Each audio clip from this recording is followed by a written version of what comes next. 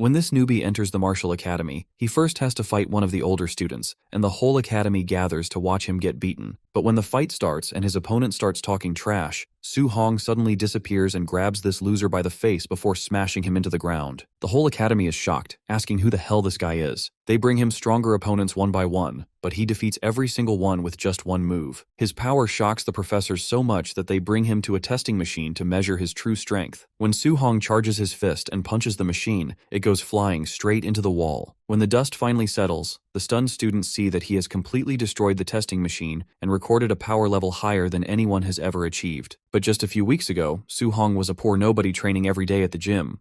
Right from the jump, we see how hard he works. Currently middle of a heavy sparring session with another disciple. His diamond fist is no joke. His skill actually hit the subtlety level just 2 days ago. In this world, martial arts are broken down into 5 stages. First entry, proficiency, subtlety, great accomplishment, and the peak, perfection. Su Hong is a natural when it comes to the diamond fist. Honestly, nobody in his class can touch him. He tries to hype up a friend to get back into training after a long break, but the guy just isn't feeling the enthusiasm and heads out. As soon as his friend leaves, Teacher Lee shows up with some bad news. It's time to pay up. Su Hong needs 30,000 yuan for his martial art division registration, and the deadline is next Monday. He asks for a bit more time to scramble the cash together, but Teacher Lee can't bend the rules, despite knowing Su Hong's family is struggling. Feeling the weight of it all, he goes back to training, but his mind is spinning, trying to figure out how to get that money. Life hasn't been easy for him. He was orphaned at 3 when his parents were killed during a beast disaster, and his uncle and aunt took him in. Once his martial arts talent woke up, they went all in on supporting him.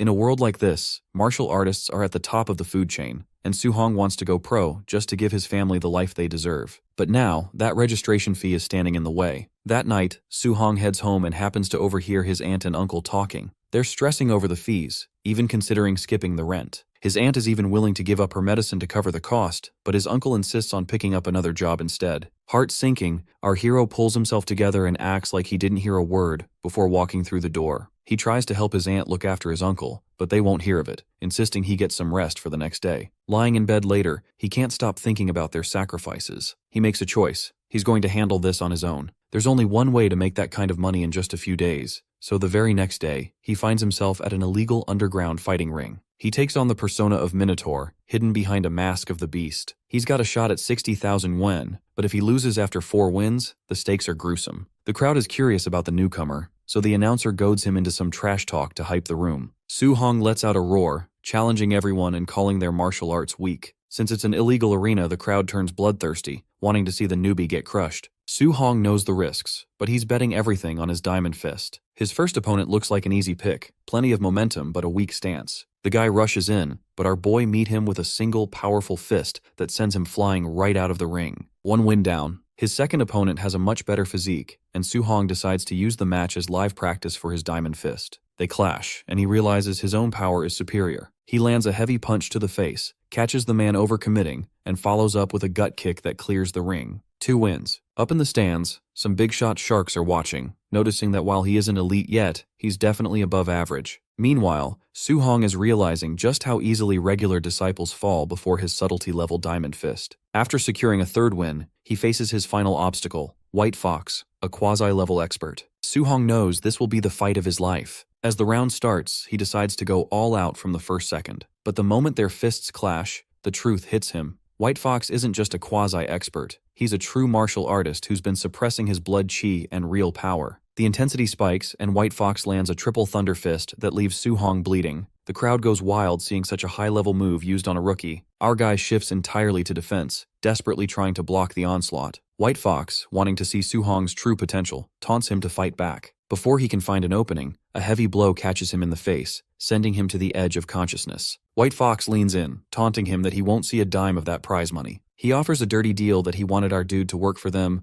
throw some fights, and he will get your money. Su Hong refuses to touch that kind of filth. Annoyed by the rejection, White Fox decides to end his career right there with a finishing kick. Somehow our boy dodges. He stands back up, fueled by pure determination and the dream of giving his family a better life. He refuses to trade his martial morality for easy money. In that moment of absolute resolve, a system awakens within him. It asks one question: what price is he willing to pay for his family and his faith? Without a second of hesitation, Su Hong's mind screams back that he will stake everything. The moment the word leaves his lips, the arena fades away, replaced by an unfamiliar domain. A strange entity stands before him, radiating a golden light that wraps around him like a second skin. Suddenly, a transparent screen flickers into existence, displaying his stats and a new notification, a newbie tutorial. There's no immediate reward for this mission. Instead, the goal is pure growth. He needs to sharpen his martial arts, pushing his diamond fist to great accomplishment while reaching subtlety in 2 new techniques: floating light palm and treading air step. Before he can even process the list, a clone of himself manifests out of thin air and lunges. The clone uses his own diamond fist against him, but with a terrifying textbook precision that Su Hong has never seen. Just as Su Hong prepares to counter, the clone snags his wrist. For a split second, he thinks the creature is trying to teach him a move, until a heavy strike lands squarely on his chest. Wincing, he glances at the system screen. His proficiency has jumped to 10%, up from 7% just a moment ago. The realization hits him like a bolt of lightning that this spar is a fast track to mastery. Fueled by a fresh wave of determination, Su Hong rushes back in. Their fists clash repeatedly, the impact echoing through the golden void. Each exchange polishes his technique, his diamond fist proficiency climbing steadily until it hits 98%. With one final perfect strike, he breaks through. Diamond Fist reaches great accomplishment. But the training doesn't stop there. He immediately pivots into the floating light palm, his movements becoming fluid and weightless. Under the clone's relentless pressure, he masters the treading air step, learning to move as if the very air is solid ground. By the time he hits 100% proficiency in both, he is absolutely spent, his body screaming with exhaustion. Yet, looking at his new mastery, he feels a deep sense of gratitude for the company of his clone.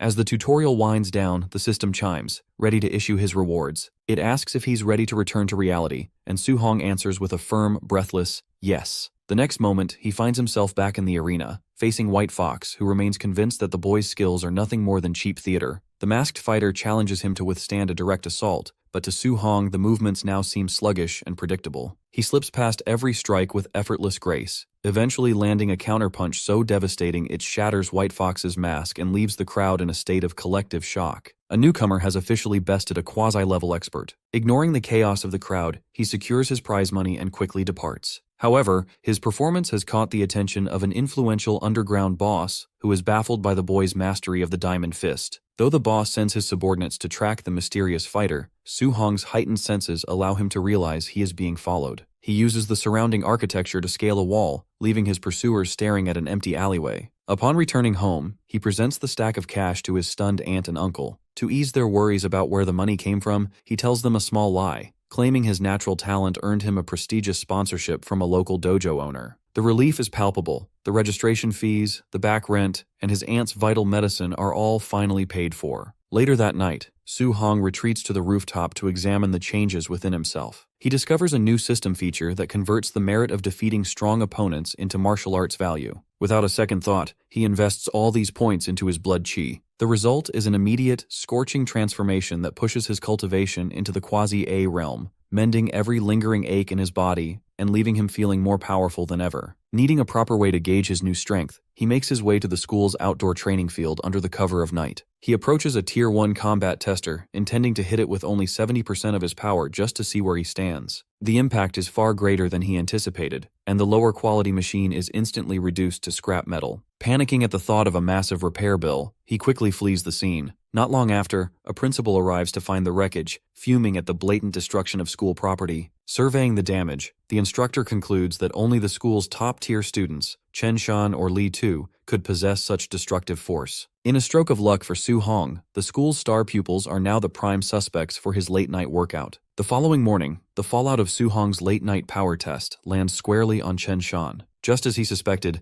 the school's top ace is forced to take the blame and the punishment for the destroyed equipment, much to our boy's silent relief. The atmosphere in the school shifts when the principal introduces a guest instructor, an old comrade and third-tier martial artist named Chen Tian. He announces that he will be teaching a C-grade martial art, the Rushing Thunder Fist. A wave of excitement ripples through the students. Such high-level techniques usually cost a fortune to learn. Su Hong realizes this is the very same technique White Fox used against him, a formidable skill where a single strike can hit with the force of multiple blows. Chen Tian commands silence, explaining that he will demonstrate the form 10 times, and it is up to the students to catch what they can. He describes the technique as fierce and domineering. At the entry level, a punch produces a thunderous roar. Proficiency yields 3 rings of sound, while subtlety produces 5. As he moves through the forms, he explains that great accomplishment, his own current level, results in 7 rings. He warns the class to be realistic, noting that even reaching the entry level by the end of the day would be a significant achievement. Hours of grueling practice follow, and most students quickly become frustrated by the complexity of the C-grade movements. Even Su-hong's best friend is ready to give up, looking around only to realize Su-hong has disappeared from his usual spot. Meanwhile, Chen-chan manages to reach the entry level, earning praise from the principal. However, Chen-tian remains unimpressed, loudly commenting that while Chen-chan might be a genius in this small pond, he would barely pass in a larger city. Believing his visit to be a waste of time, Chen-tian begins to leave with the principal. Their walk is cut short by a sound that stops them dead in their tracks. From a secluded corner of the field, they hear the distinct rhythmic booms of the rushing thunder fist. As they listen, the count surpasses 7 rings. They rush toward the source only to hear the impossible, 9 distinct rings of thunder. Su-hong has not only mastered the technique but has reached the perfection level in a single afternoon. The display is so profound that Chen-tian, watching from the shadows, feels a sudden moment of clarity. Inspired by the perfection of the boy's form, the instructor himself manages to break through his own plateau, reaching 8 rings. Driven by a burning curiosity to meet this hidden genius, he hurries forward, but our boy has already slipped away. Exhausted from the mental strain of mastering a C-grade technique, Su-hong heads to his workplace, the Fury Thunder Martial Hall. He is focused on finding a way to farm more martial arts value to reach the official martial artist rank, hoping to find a spar that doesn't require another life-or-death underground match. He arrives to find a tense scene. A rogue-looking student named Li Yan is bullying others for daring to criticize their teacher. Su-hong learns that both Li Yan and his instructor are notoriously arrogant, looking down on commoners and providing half-hearted lessons to those without status. When Li Yan prepares to strike a student who spoke out against the unfairness, Su-hong steps in, catching the man's fist and suggesting a light spar instead. Li Yan, eager to put the newcomer in his place, challenges him to a formal match in the arena, which Su-hong accepts. Before they can begin, the arrogant teacher arrives to conduct a single brief lesson on the raging sea spear art. True to his reputation, he demonstrates the complex form only once and immediately departs, assuming no one is talented enough to grasp it. As the other students complain about the impossible teaching style, Su-hong's mind is already dissecting the movement. He identifies the core of the art, a momentum like endless crashing waves and a spear light that strikes like a flood dragon.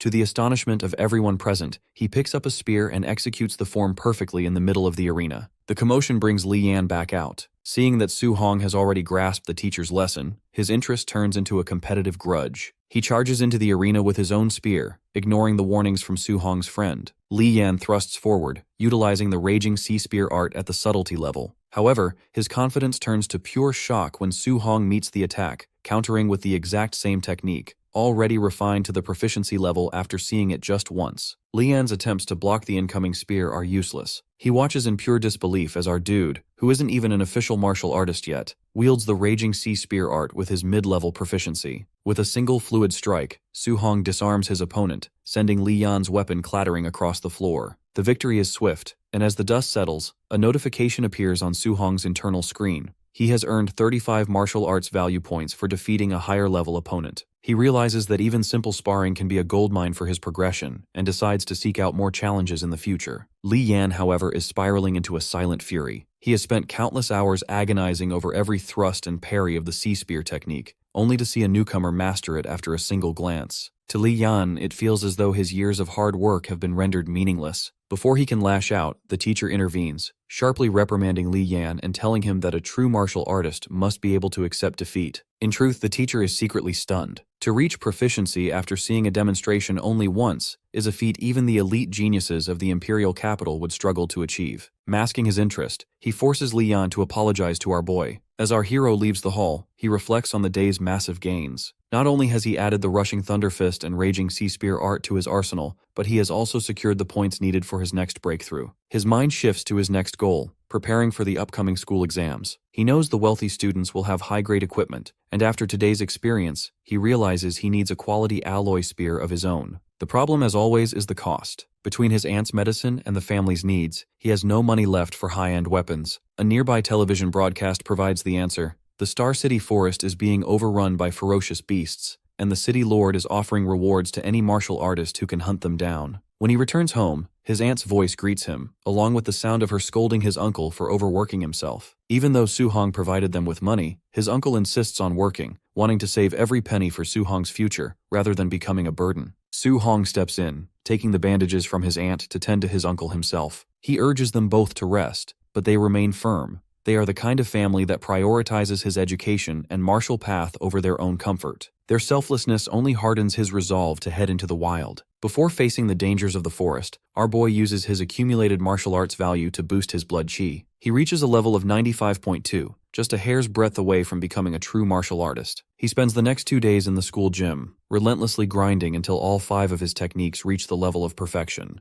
By Saturday, Su Hong arrives at the Star City martial artist base. It is a place he has only ever seen on the news, bustling with warriors with heavy equipment. He looks over the list of beasts and their bounties, feeling a slight chill at the requirement of bringing back ears as proof of the kill. As he observes a seasoned hunter turning in a bag of trophies, his attention is caught by a flashy young man named Ye, who arrives with a large entourage. Judging by the man's arrogant vibe and expensive outfit, Su Hong is reminded of White Fox. The surrounding crowd whispers that Ye is the nephew of the base commander and a notorious attention seeker. Seeing the way Ye carries himself, Su Hong reminds himself that in the wild, the beasts aren't the only things that are dangerous. After clearing the checkpoint with a guard who dismisses him as just another reckless brat, Su Hong steps past the safety of the walls and into the untamed forest. He steps into the untamed wilderness with a grim determination to return with a full harvest. However, after 2 hours of trekking through the dense undergrowth, he hasn't encountered a single ferocious beast. The silence of the forest is unsettling, making him wonder if the creatures have already been cleared out from the outskirts by other hunters. Refusing to return empty-handed, he decides to push deeper into the forest, where the canopy thickens and the shadows grow long. After a while, the atmosphere shifts, and he finally encounters a Tier 1 beast, a moon ghost wolf. Su Hong keeps his eyes locked on the unfamiliar predator, watching its every twitch. The wolf is just as ready for the confrontation. It lets out a low, guttural roar and lunges toward him. Our boy immediately shifts his weight, narrowly dodging the beast's razor-sharp claws. He doesn't miss a beat, meeting the wolf's momentum with a heavy punch that sends the creature crashing into a nearby tree. Watching his prey slump, Su Hong feels a surge of adrenaline. The excitement of his first real hunt is even better than he imagined. Realizing he can now one-shot a lower-level Tier 1 beast, he feels ready to test his limits against something stronger. As if on cue, the forest provides a new challenger.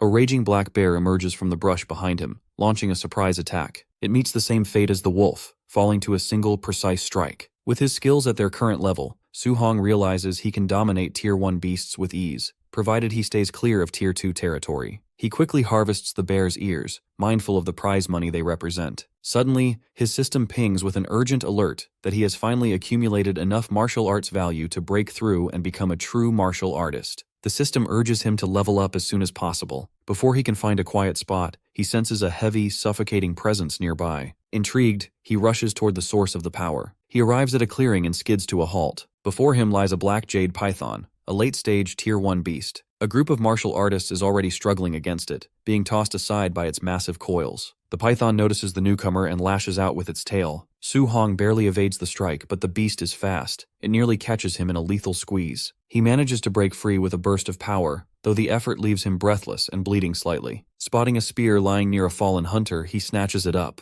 Usually, a beast of this caliber requires an entire team of martial artists to cooperate, but Su Hong has the advantage of 5 perfected techniques. Utilizing his treading air step at the perfection level, he blurs through the air, closing the distance instantly. He drives the spear into the python's body using the Raging Sea Spear art, the force of the strike piercing deep into its scales. He catches the weapon and strikes again, aiming for the neck. The massive creature trembles, its sheer size making it difficult to deliver a single fatal blow. Su Hong changes tactics, deciding to weaken it further to create a perfect opening. He follows up with a rushing thunder fist, the sonic booms vibrating through the python's skull. The beast is clearly dazed, its movements becoming sluggish and erratic. Though the prolonged fight is exhausting, he knows a few more strikes will finish it. He prepares his final move, but just as he's about to lunge, a heavy force slams into him from the side. A bulky man from a new group has entered the fray, throwing Su Hong back several meters. Our boy pushes himself to his feet, eyes narrowed as he demands to know who they are. The group steps forward, revealing none other than the flashy young man, Ye. He demands that Su Hong hand over the python and get out of his sight. Ye recognizes him instantly. Having watched Su Hong head into the forest alone,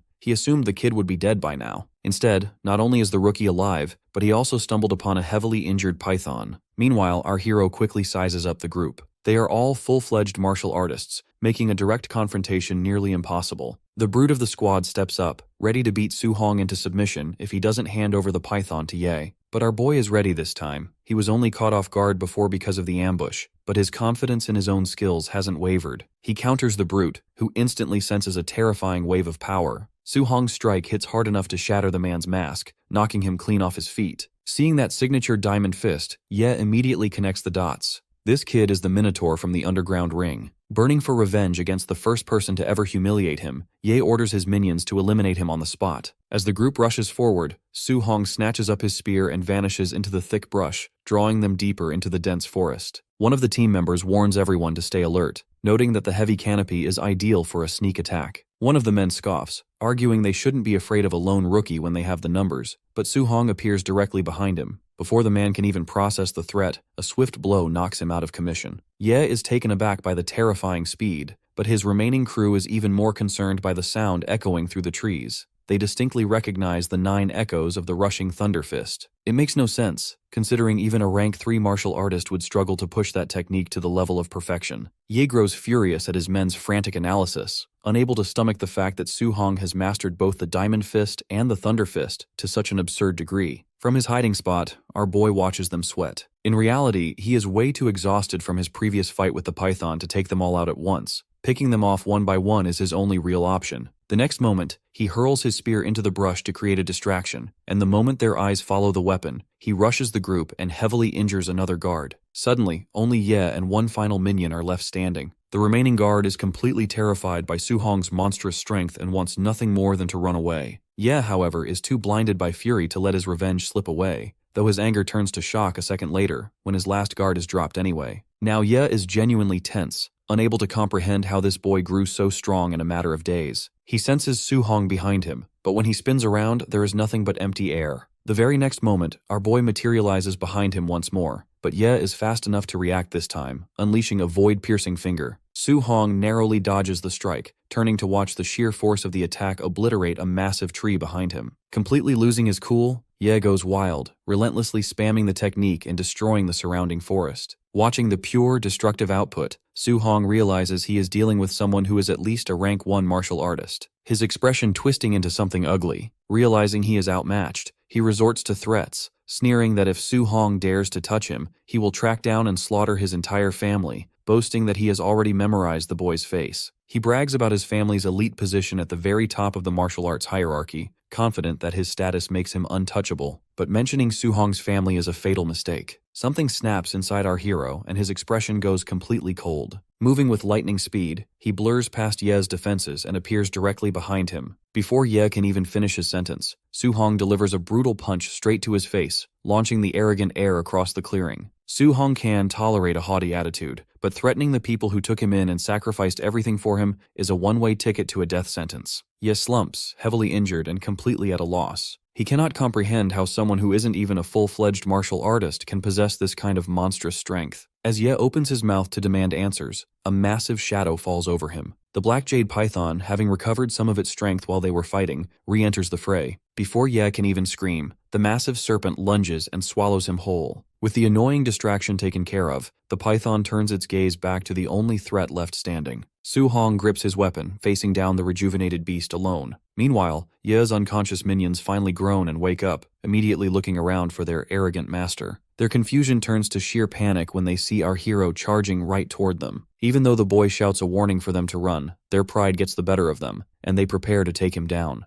They realize too late that Su Hong isn't attacking them. He is running for his life. The black jade python thunders right behind him. Just as the beast snaps its jaws to devour him, Su Hong leaps high into the air. One of the clueless minions is killed instead. To Su Hong's surprise, his system pings, awarding him 30 martial arts value points for the indirect kill. Using the massive serpent as a lethal hazard, Su Hong maneuvers through the clearing, letting the python crush and swallow the remaining goons one by one, racking up a massive horde of points. When the beast finally focuses entirely on him, he leaps into the air to dodge a devastating tail swipe. He now has more than enough points to trigger an official breakthrough into the martial artist ranks, but he desperately needs a safe place to sit down and process it. Sprinting away from the giant snake, he spots a narrow cave opening in the rock face ahead. He slides inside just in time. The entrance is far too small for the python's massive bulk to breach. Safe for the moment, he opens his system interface. He has accumulated a whopping 504 martial arts value points. Without hesitation, he dumps them all into his blood chi. The transformation is violent. His core ignites, and his body burns as if pure lava is pumping through his veins instead of blood. When the scorching energy finally settles, his blood chi hits 100,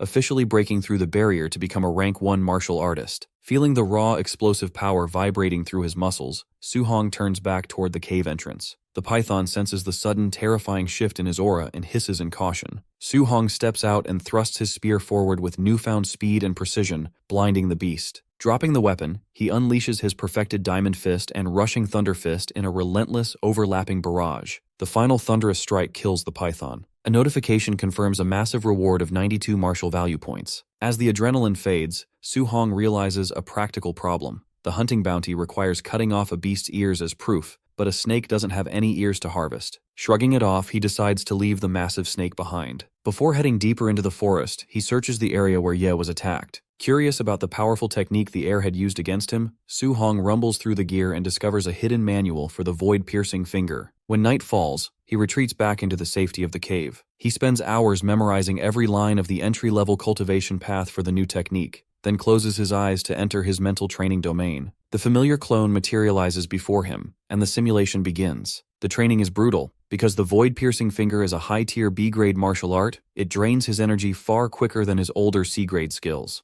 By the time his mental simulation ends, he is coughing from sheer exhaustion, but he successfully forces the technique past the entry level. Over the next 3 days, Su-hong stays in the wild, using the local wildlife to test his new lethality. By the end of his training, he can drop a massive wild boar with a single effortless strike of his void-piercing finger, which has already climbed to the proficiency level. Satisfied with his growth, he decides it is finally time to head back to civilization. The Star City martial artist base is as crowded and noisy as ever, packed with freelancers turning in their bounties. The local crowd is currently cheering for a celebrated group called the Thunder Squad, who just turned in a massive haul worth 230,000 Blue Star coins. However, Su-hong completely outshines them when he steps up to the counter. His sack is overflowing with trophies exclusively from rank 1 ferocious beasts. The appraiser tallies the massive haul, awarding him a staggering 406,000 Blue Star coins. Instead of celebrating, Su-hong feels a pang of regret as he realizes he gathered way too much attention and wishes he had brought back a smaller harvest. Before he can slip out, the entire base goes into a sudden lockdown.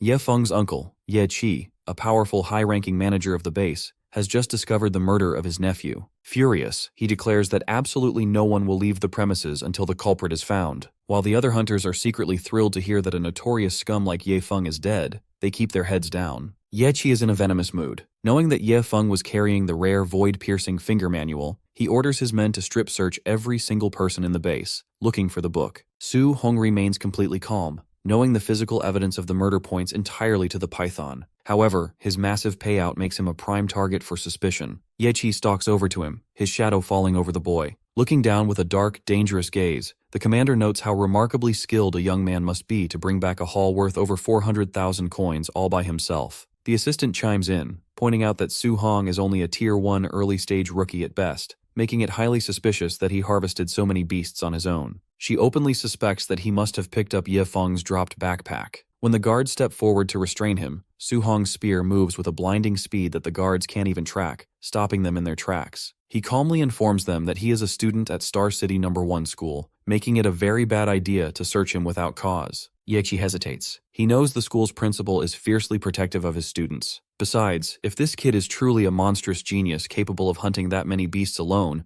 offending him would be a massive mistake. Shifting to a polite tone, Ye Qi explains that his nephew was murdered and a secret family martial art manual was stolen, forcing him to check everyone. Su-hong scoffs, noting that they shouldn't just wrong an innocent person. Ye Qi offers a 10,000 yuan compensation just for the trouble of the search, but Su-hong counters, demanding 30,000 yuan instead. Seeing him cooperate, the guards thoroughly check his belongings and find absolutely nothing. The evidence on the crew points entirely to the python, and as for the manual, Su-hong had already burned the physical book back in the forest after memorizing it. Completely cleared of suspicion, he walks away with his massive bounty and the extra compensation cash. While Ye Qi continues his frantic hunt for the culprit, Su-hong's only goal is to head to his room at the martial arts base underground hostel, freshen up, change his clothes, and head to the Martial Artist Association for his official assessment and registration. He needs to get his hands on an official guidance technique as soon as possible. Back in his room, he finally has a moment of peace to check the system. He is stunned to see he accumulated 534 value points while relentlessly practicing his new technique on the beasts in the wild. He opens his stats to analyze what it takes to reach the mid-tier martial artist rank, realizing he needs 200 blood chi, which translates to 1,000 more value points. If he dumps all his current points into blood chi, he will still be 40 points short of the mid-stage. However, he notices he has never spent points on his mortal bottle or spirit stats. Curious about their effects, and with plenty of points to spare, he decides to experiment. First, he invests some points into spirit. To his disappointment, he doesn't feel any immediate change or improvement. Shrugging, he shifts his focus and dumps points into mortal body. The impact is instant. A massive wave of raw physical power surges through his muscles. Seeing the results, he then invests 200 points directly into his blood chi. The combination is overwhelming, leaving him feeling as though he possesses infinite strength. He waits an hour for the explosive energy to settle, making sure his physical appearance returns to normal so he doesn't have to explain a sudden muscle growth spurt to the public. Once he is completely composed, he makes his way to the Martial Artist Association. To pass the official registration assessment, he needs to prove he has at least 100 blood chi points and a combat power value exceeding 1,000. Standing before the testing arena, Su Hong is ready to make it official. The lobby of the Martial Artist Association is buzzing with activity as candidates line up for their turn.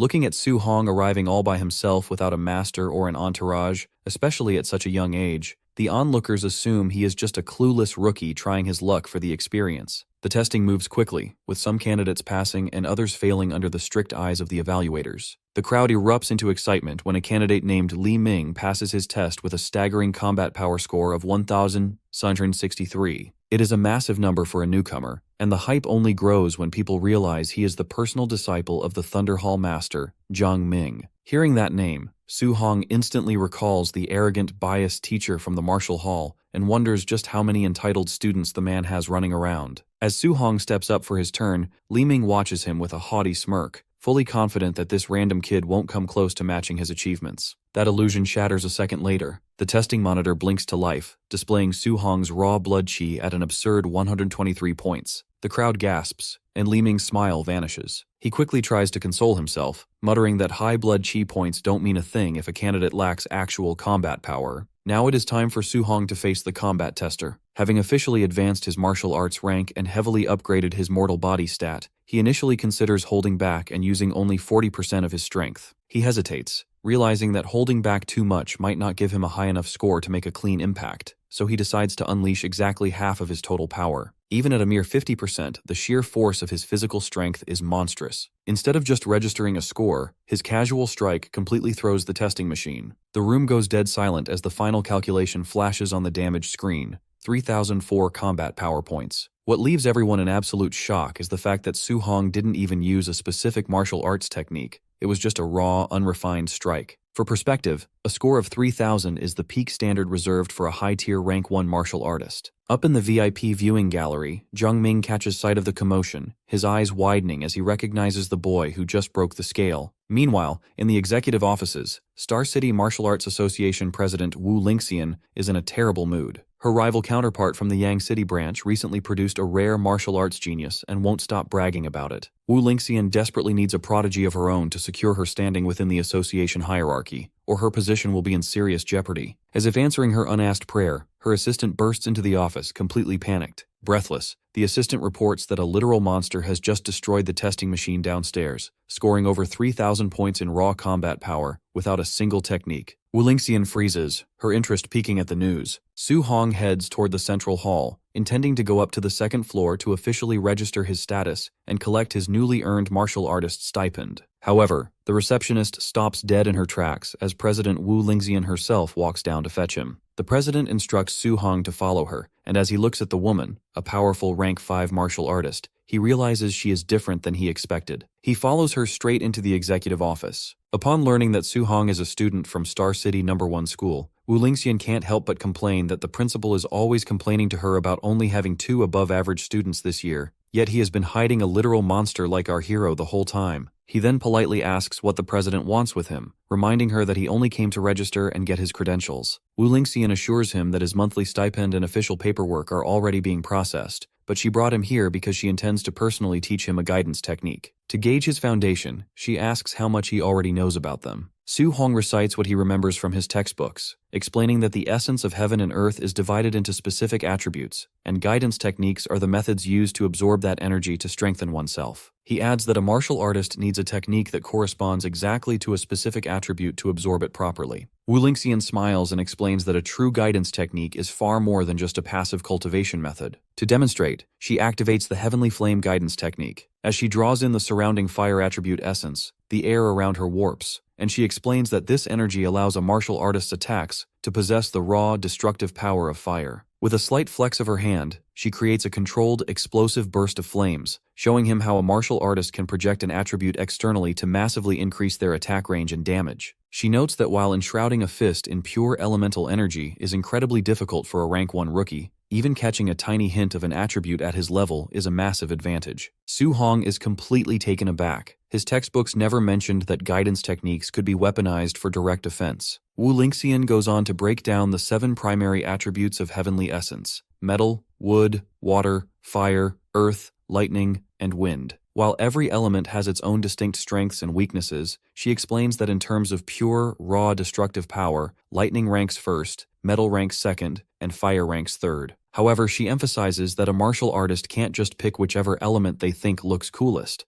Everything depends entirely on their natural affinity. To find out where he stands, she produces a specialized crystal ball used for affinity testing, explaining that the brighter and larger the glow inside the crystal, the higher the person's affinity is. She mentions that an ordinary martial artist usually scores between 20 and 30% affinity, whereas her own fire affinity sits at an impressive 80%. Handing over the crystal, she tells him that with his monstrous physical talent, he might just be lucky enough to match her 80% score. Hearing that President Wu Lingxian reached her high rank at such a young age with an 80% affinity leaves Su-hong genuinely impressed. She figures that hitting 90% would be a spectacular result for himself. But when his hand touches the crystal ball, the device doesn't just glow, it erupts into a blinding, flawless crimson light. The monitor registers a perfect 100% fire affinity. Wu Lingxian stares at the display, her mind racing. An 80% affinity means 20% of the elemental energy leaks out during cultivation, but a perfect score means Su-hong can absorb fire essence with zero waste. She is absolutely ecstatic, never expecting a small place like Star City to produce such a monstrous prodigy. Our boy, on the other hand, is secretly getting a bit greedy. While fire is great, he originally had his sights set on lightning for its unmatched destructive power. Wanting to check his options, he reaches out to touch the lightning affinity crystal. It instantly flares to a perfect 100%. Wu Lingxian's jaw drops, her initial annoyance transforming into absolute shock. Before she can even speak, Su-hong moves down the line, touching the remaining elemental crystals. One by one, every single attribute, metal, wood, water, earth, and wind, ignites to a flawless 100%. The president is completely paralyzed by what she is witnessing. She always considered herself a rare genius for reaching rank 5 by the age of 30, but sitting in front of a boy who completely defies the laws of logic, she realizes she vastly overestimated her own talent. Su-hong is a monster, pure and simple. While the president spirals into an existential crisis, Su-hong weighs his options. He wonders if he should just stick to lightning or try to cultivate all of them,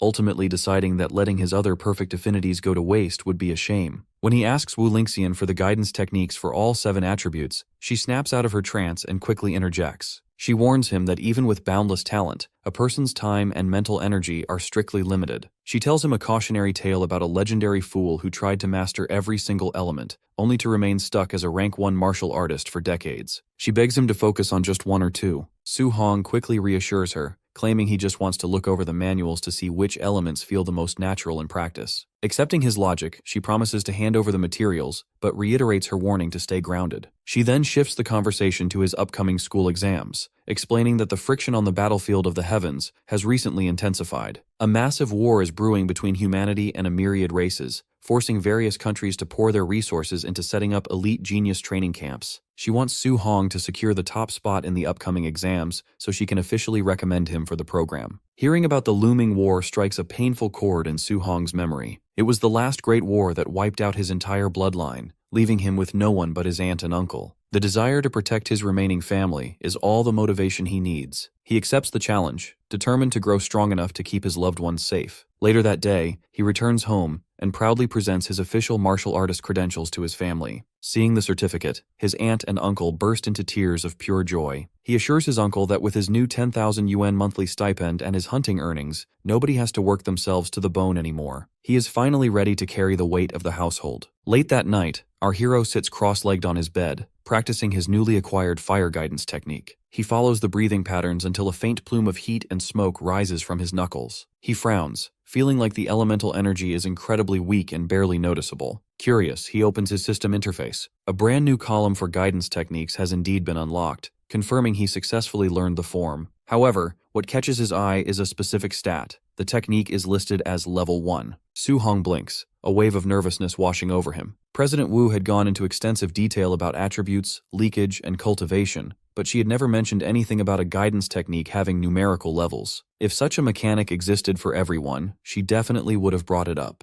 The realization hits him like a bolt of lightning. Leveling up a guidance technique is a feature exclusive entirely to his system. So, his first thought is to check if he can use his martial arts value to level up the guidance technique. The moment he tries, a system alert pops up, informing him that his current value points are nowhere near enough. It looks like he's going to have to farm a lot more points later. For now, he decides to get a grip on the other element manuals he received. He closes his eyes and sinks back into deep meditation to start the grueling process. After several hours of intense focus, he successfully grasps the basics of the thunder, water marsh, thick earth, and spirit wind guidance techniques. The problem? Every single one of them registers at level 1, and the sudden cocktail of different spiritual energies starts repelling each other inside his body. He breaks out into a cold sweat as his chest tightens. Suddenly, President Wu's warning about the fool who tried to cultivate every element and ended up stuck at rank 1 for decades makes total sense. He realizes that, under normal circumstances, a person can only channel one attribute at a time. Every time he tries to cycle from one element to the next, the residual energies clash violently and eventually fizzle out into nothing. Staring at his stats, he thinks about the volatile, aggressive nature of both lightning and fire. Since they share a similar destructive vibe, he wonders if it's possible to fuse them together. He takes a deep breath and tries to force the two energies to merge, but they instantly repel each other. Refusing to give up, he tries again and again, pushing through the strain until the first light of dawn breaks through his window. Su Hong keeps pushing through the frustration, practicing the fusion over and over again. After dozens of failed trials, a breakthrough finally happens. The volatile sparks of lightning and the searing heat of fire click together, merging into a single unstable energy source. Eager to test this newly fused technique, he heads straight to the Star City Citizen Martial Arts Plaza. He stands before a Tier 3 combat power tester, a much higher grade machine than the one he broke at school. Remembering how his raw, unrefined half-power hit 3,000 points last time, he decides to play it safe and use only 30% of his total strength. First, he tests a strike using just his lightning element. The display blinks, registering over 2,300 points. Taking a deep breath, he channels the newly fused power of both fire and lightning into his fist at that same 30% output. He strikes. The screen flashes violently, surging past 3,000 points. Su Hong quickly calculates his scaling. With a base blood chi of 123 and his upgraded mortal body, combining just two elements at less than a third of his power already matches a peak rank 1 martial artist. He can't help but wonder what kind of legendary destruction he will unleash if he manages to fuse all 7 attributes. Naturally, his next goal is to add a third element to the mix. He spends hours trying to force a 3-attribute fusion, but by the end of it, he is sweating like hell and gasping for air. Balancing 3 contrasting elements is several times harder than 2. He tries to rearrange the combination order of the 7 attributes multiple times, but hits a complete brick wall. Realizing his current mental focus isn't enough, he deduces that leveling up the guidance techniques through the system is his only real shot at mastering the fusion. To do that, he needs a massive haul of martial value points, making tomorrow's monthly school exam the perfect hunting ground. The next day at school, the atmosphere is electric. The principal stands before the student body to announce the details of the Elite Genius training camp. This time, the exam format will be completely different from the usual routine. The stakes are massive. The training camp boasts an endless pool of cultivation resources, and the mentors are rumored to be legendary great grandmasters. Their school has been allotted exactly 3 slots for its top students. Everyone hypes up at the news. Su Hong recalls President Wu's promise that she would personally recommend him if he got the top mark, but hearing the principal speak, he realizes he only needs to secure a spot in the top 3 to punch his ticket. While Su Hong was away in the forest, the school's top aces, Chen Shan and Li Tu,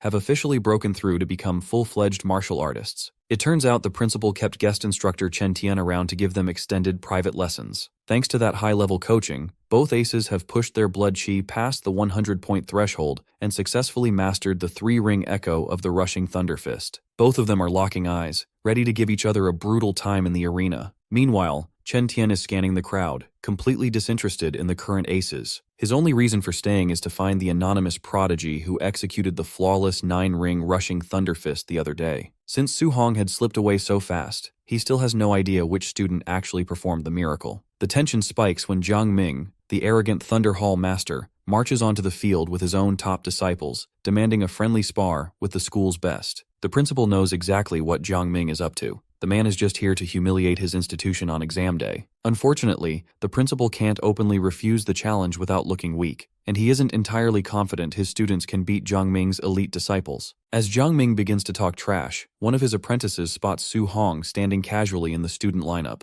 The apprentice pales, instantly recognizing the monster. He frantically whispers the identity to Jiang Ming. Jiang Ming's smirk completely vanishes. He never expected the monster to be a regular student at this school, and he knows damn well that none of his disciples stand a snowball's chance in hell against him. Terrified of having his star pupils publicly crippled, Jiang Ming immediately switches his tone to an overly polite apology. He loudly claims he was just joking about a spar and practically begs to concede before a single punch is thrown. The principal and Chen Tian exchange bewildered looks, completely misunderstanding the sudden retreat. To them, Jiang Ming's loud, sarcastic-sounding surrender feels like an even deeper, backhanded mockery of their school's strength. Before the confusion can settle, the official exam brackets are drawn, and Su Hong is called up for his first match. His assigned instructor looks at him with a bit of pity, gently advising him not to push himself too hard, noting that getting severely injured on day 1 isn't worth it. Across the ring, his opponent steps up, brimming with cocky confidence and trash-talking about how easily he is going to crush Su Hong. The referee signals the start of the match. Su Hong doesn't even blink. Moving faster than the eye can follow, he delivers a single, casual swipe. His opponent is instantly thrown across the arena, crashing hard into the dirt, completely knocked out cold. The stadium goes dead silent. Su Hong's instructor and his best friend stand there with utter shock, left wondering when on earth this average student became strong enough to one-shot a martial artist. There is quite a murmur in the audience after our boys' match, especially between Chen Tian and the principal. Chen Tian wonders where this genius was when he was teaching, and the principal admits it was his own negligence because he didn't find his talent earlier. Meanwhile, Tian is racking his brain trying to remember where he has seen him before. At the same time, the semi-final match between Chen Shan and Li Tu becomes incredibly fierce, and no one can predict the winner. Li Tu rushes toward his opponent, telling him that since both of them are at the 3-ring level of the Thunder Fist, Chen Shan won't win unless he pulls out an ultimate technique. Chen Shan is also burning with power, determined to claim the #1 position in the school. The crowd is shocked to see that he can actually project an attribute externally, utilizing a fire affinity. But Li Tu doesn't back down. He projects a metal attribute to counter the flames. Not only that, but his metal attribute helps him unleash a 5-ring Thunder Fist, which completely shocks his opponent. The principal and Chen Tian are stunned to see Li Tu hiding this kind of potential, mastering an attribute and pushing the technique to 5 rings in just 10 days, which is an impressive feat. However, they are completely oblivious to our boy's true talent. Since the final match is set between Li Tu and our hero, the old men assume Su Hong can't win without a guidance technique or high-level Thunder Fist art,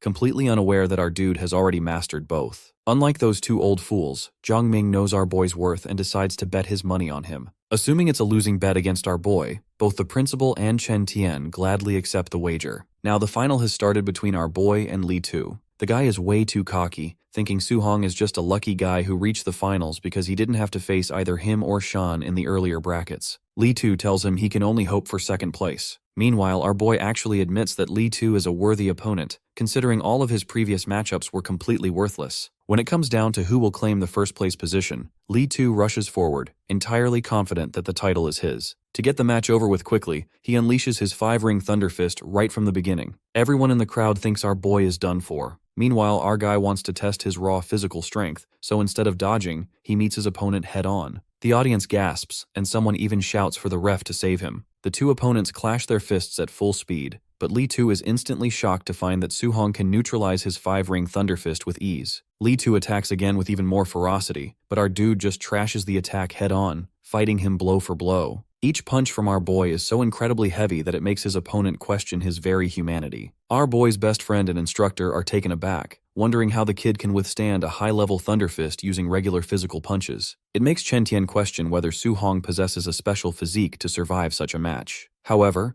the instructor still thinks Li Tu holds the ultimate advantage because of the element attribute our boy seemingly lacks. At this stage, Li Tu tells him to give up, claiming he will be the true winner. Little does he know, our boy's initial plan was just to gauge his physical strength against him. But now that Li Tu is no longer holding back and is using a full power that could explode at any time, Su Hong decides to put in a little more effort as well. He projects a lightning attribute, completely shocking everyone in the arena, including his opponent. Both administrators are stuck in their tracks, staring at his immensely powerful affinity alongside his monstrous physical strength. The two opponents clash fists once more. Li Tu immediately senses that Su Hong's affinity is vastly superior to his own. The next moment, our boy haughtily tells him that since Li Tu showed off his ultimate technique with the 5-ring Thunder Fist, it's time to show him a real ultimate move. Su Hong unleashes the 9-ring Thunder Fist art, instantly claiming a decisive victory. The entire hall is buzzing and murmuring, with everyone offering their own shocked opinions. Our boy has not only reached 9 rings at such a young age, but he has officially surpassed the master who taught the technique. Chen Tian finally remembers where he saw those movements before. Su Hong was the anonymous person he witnessed reaching 9 rings the other day. The instructor wonders with a nervous energy how people from prominent backgrounds will react when a genius like him enters the elite training camp. The principal is already predicting that our boy has the future of a soaring dragon ahead of him once he joins the camp. After all, Star City is just a small puddle. He guesses that Su Hong's true place belongs in the magic capital, or the imperial capital, to secure the bright future ahead of him. After the exams, Su Hong returns home to a household buzzing with celebration. His aunt and uncle are absolutely thrilled to hear he secured the first-place position, meaning his ticket to the elite genius training camp is officially punched. But just as they sit down to enjoy a celebratory meal, a loud, obnoxious knocking rattles the front door. Standing on the threshold is the mother of Lin Nian, Su Hong's classmate who placed 4th in the monthly exam. Since only the top 3 slots get to join the genius training camp, she has come with a desperate, arrogant demand. She wants Su Hong to voluntarily give up his position so her son can take his place. She offers him 30,000 yuan, acting completely cocky as if a poor family like theirs would instantly jump at the cash. The family stares at her, completely lost for words at her sheer nerve. Seeing their hesitation, the woman grows angry, sneering that a high-level camp is far too dangerous for someone of Su Hong's low background anyway. She claims the curriculum involves an abundance of experimental cultivation pills and forces students to practice dangerous, high-grade martial arts that could break a weakling. Hearing this, his aunt and uncle exchange worried glances. His uncle turns to Su Hong, gently asking if he will really be okay if he goes through with this. Looking into his nephew's confident eyes, the uncle turns back to the woman and completely shuts her down, firmly stating that they trust their nephew completely and her money is no good here. Shoved out of the house empty-handed, the furious woman stomps away, inwardly determined to find another way to strip him of his position. Once she is gone, Su Hong quietly apologizes to his uncle for keeping them in the dark about the training camp's intense environment. His uncle just brushes it off with a warm smile, telling Su Hong that he is the educated one in the family and knows what's best for his own future, keeping his full trust in the boy. His aunt wants him to just stay safe. Late that night, Su Hong stands alone on the rooftop.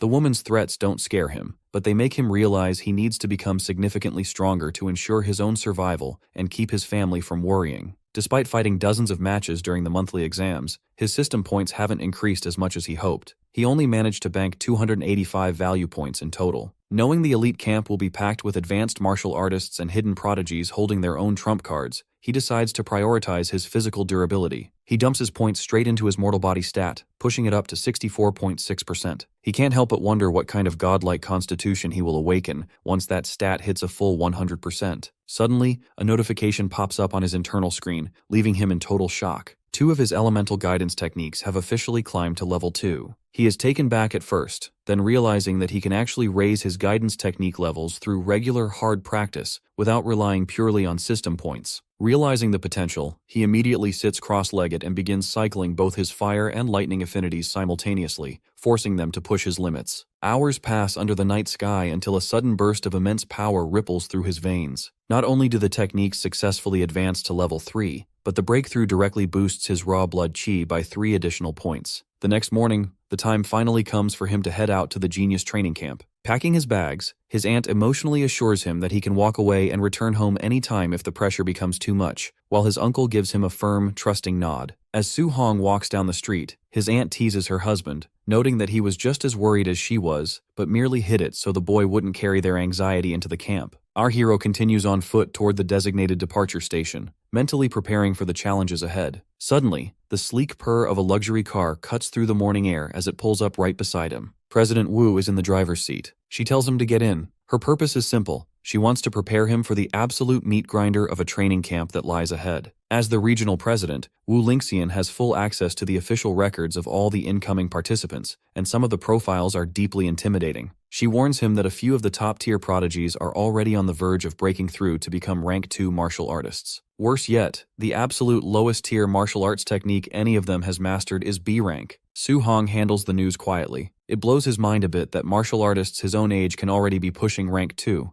but he quickly finds a silver lining. With the system's help, mastering high-level B-rank martial arts is basically a walk in the park for him. Wu Lingxian keeps her eyes on the road, a soft smile playing on her lips. She genuinely trusts this kid. Even though Su Hong lacks the massive family backing and endless mountain of resources his rivals have been pampered with, she is entirely certain that his raw talent will let him surpass every single one of them over time. Glancing sideways, she catches that even after hearing about the terrifying skills of the competitors he is about to face, he doesn't show a single hint of fear. Wu Lingxian lets out a quiet sigh, realizing she was probably worrying about absolutely nothing. After a short while, the principal himself escorts his top 3 students to the Genius Training Camp, which is hidden deep within the monster-infested Tianlin mountain range. The other students panic the moment they hear the location. The principal quickly assures them that a grandmaster will be guarding the camp to ensure their safety. The Tianlin mountain range spans across several cities, including Star City and Yang City, and it boasts not only a denser concentration of spiritual energy, but also an overwhelming number of monsters, including beast kings, that can rival a human grandmaster. To make matters worse, the local wildlife is incredibly formidable. Even the Tier 1 monsters here are far more vicious than those found elsewhere, meaning an ordinary rank 2 martial artist wouldn't stand a chance against them. On the way to the site, countless monsters track their movement, keeping a predatory eye on the group. While the other students shiver under the terrifying gaze of the beasts, our boy realizes that this training camp operates strictly on the law of the jungle. The atmosphere is crazy, but he actually likes it. When they finally reach the perimeter, the camp guards tell them to halt and wait until every single participant arrives. Apparently, they all have to pass another entrance exam before they are allowed inside the gates. They are forced to wait around because a group of rich punks is also participating, and everyone has to sit tight until they show up. Finally, a rally of luxury cars arrives, and the wealthy heirs step out. Among them is Lin Xinghe from the prominent Lin family. Yan is a psychic who is already on the verge of becoming a rank 2 martial artist. Alongside them is Wang Tiantuo, the son of the city lord,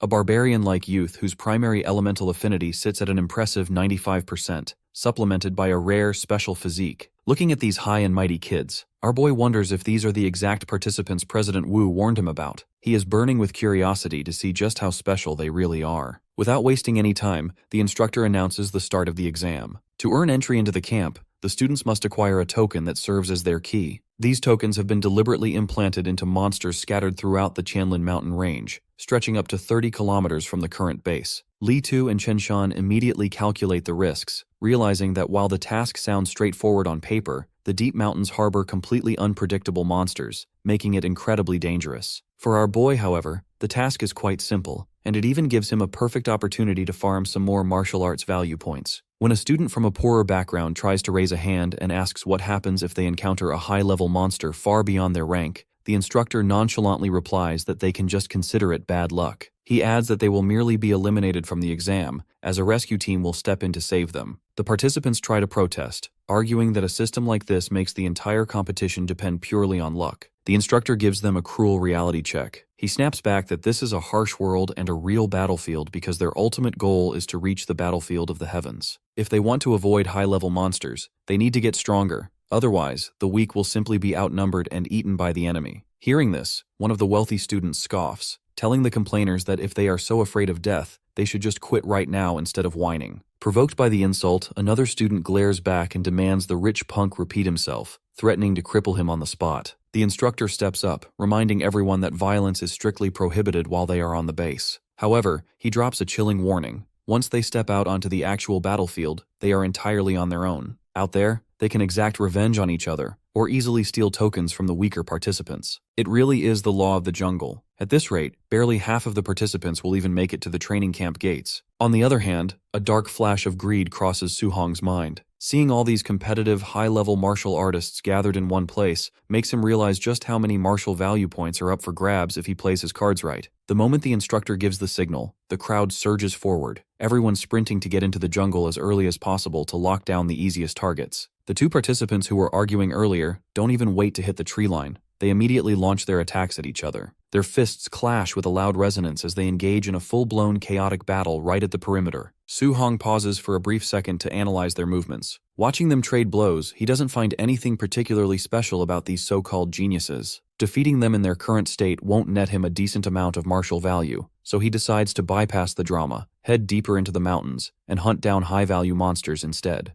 However, he is stopped dead in his tracks by their petty verbal fighting. The rich kid is relentlessly taunting the poorer student, while the poor one is being far too arrogant, screaming that his talent means he shouldn't be categorized with the common paupers. The display actually amuses Su-hong enough that he changes his mind. It feels like the perfect time to teach them both a lesson and farm some easy value points. He casually approaches the brawling duo, picking up a random wooden shaft from the ground. He tosses it between his hands and tells them they should play with the stick instead of embarrassing themselves. The rich kid grows furious that a random nobody is looking down on him, while the poor student assumes Su-hong is just a lower-level weakling trying to act tough. Banding together in their shared rage, they decide to team up and crush the intruder first. The arrogant student rushes forward, aiming a heavy strike straight at Su-hong's chest. Su-hong shifts his weight effortlessly. With a single explosive drive, he plants his knee deep into the student's gut. The sheer force of the impact sends the boy flying backward through the air until he crashes into the dirt, completely incapacitated. The rich kid freezes, completely astonished. His temporary ally is at the exact same rank as him, yet the guy just got single-handedly dropped in a fraction of a second. Before his brain can even process the danger, Su-hong blurs forward. The wooden shaft whips through the air with a sharp whistle, striking the rich kid hard and leaving him heavily injured on the forest floor. The rich kid hits the dirt right beside his temporary rival, gasping for breath. Su-hong looks down at them. He has zero patience for cultivators who look down on ordinary people just because of their background. Up in the monitoring room, the exam supervisors watch the screen in absolute disbelief. They twist their heads, wondering where this random kid came from,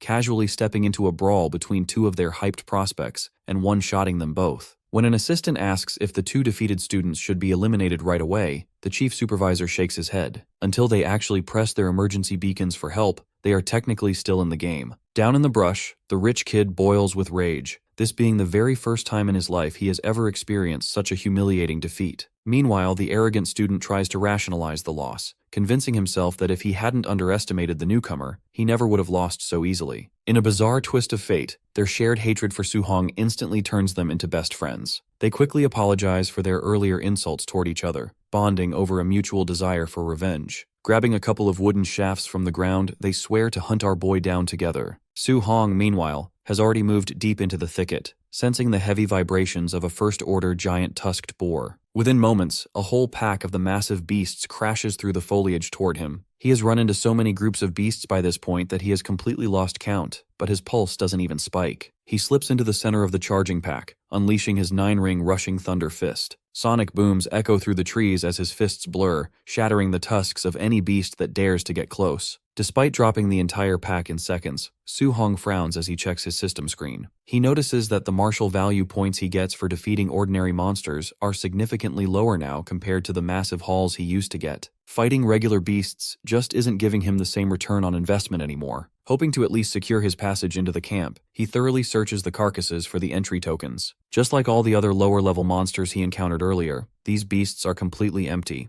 Su-hong thinks that it looks like the instructors hid the real keys inside the higher-level, far more dangerous beasts. After half an hour of trekking deeper into the thicket, the endless waves of low-level beasts finally thin out, leaving the forest unnervingly quiet. The silence shatters the next moment when a high-tier, first-order shadow black tiger leaps from the shadows. Before the poor beast even has a chance to growl properly, Su-hong blurs forward and unleashes his void-piercing finger. The laser-like strike punches right through the apex predator, knocking it down instantly. Su-hong moves in to finish it off, thoroughly satisfied to see that his current skill level is more than enough to easily kill a high-tier first-order beast without breaking a sweat. Rummaging through the carcass, his fingers finally brush against a cold metal surface, which is an entrance token. As expected, the instructors hid the keys inside the high-tier monsters. Su-hong pauses to analyze the layout of the mountain range. He notices a clear pattern. The deeper he goes, the higher the rank of the beasts becomes, but their actual quantity drops significantly. Even though these high-level beasts earn him way more points per kill, searching for them takes too much time because they are so rare to encounter. Making a quick tactical decision, he decides to head back toward the outskirts. He will go for quantity over quality, hunting down dense packs of lower-level monsters to farm points rapidly. With 5 hours remaining in the exam, his goal is clear: accumulate as much martial value as possible to max out his mortal body progress. He sweeps through the outskirts like a hurricane, slaughtering every first-order beast in sight. Deep into his run, he encounters a resilient mid-tier beast. Testing his limits, Su-hong launches a long-range punch to off-balance the creature, then rushes straight into its guard. Closing the distance, he unleashes a brutal close-range punch, relying entirely on his raw physical strength to shatter the beast's defenses and kill it. With his mortal body stat currently sitting at over 60%, his bare fists carry the weight of a truck. He checks his interface and sees he has amassed 254 martial value points, putting him just about 100 points away from maxing out his current physical constitution. With only 3 hours left on the exam clock, he pushes himself to find the last few targets. Suddenly, a piercing, unearthly shriek tears through the sky, echoing across the entire mountain range. Su-hong looks up, his eyes widening as he tries to make out the massive silhouette blocking out the sun. He realizes he is looking at a legendary golden rock, a terrifying beast king. The massive creature flaps its wings high above the canopy, unleashing a top-tier terrifying pressure. Su-hong digs his heels into the dirt and braces himself against the absolute monstrosity of a beast king. Now, looking at the beast whose single flap of a wing creates a massive tornado, our boy gets a brutal reality check. In front of this creature, he is just an ant. The next moment, his eyes widen to see a blazing beam of light materialize right in front of the Beast King. The person inside the golden light is Rank 7 Grandmaster Qin Tianli, who arrives to reprimand the beast, reminding it that he has borrowed this land for the camp, and the monster has zero right to be there. The beast is furious because it never agreed to lend the land to him,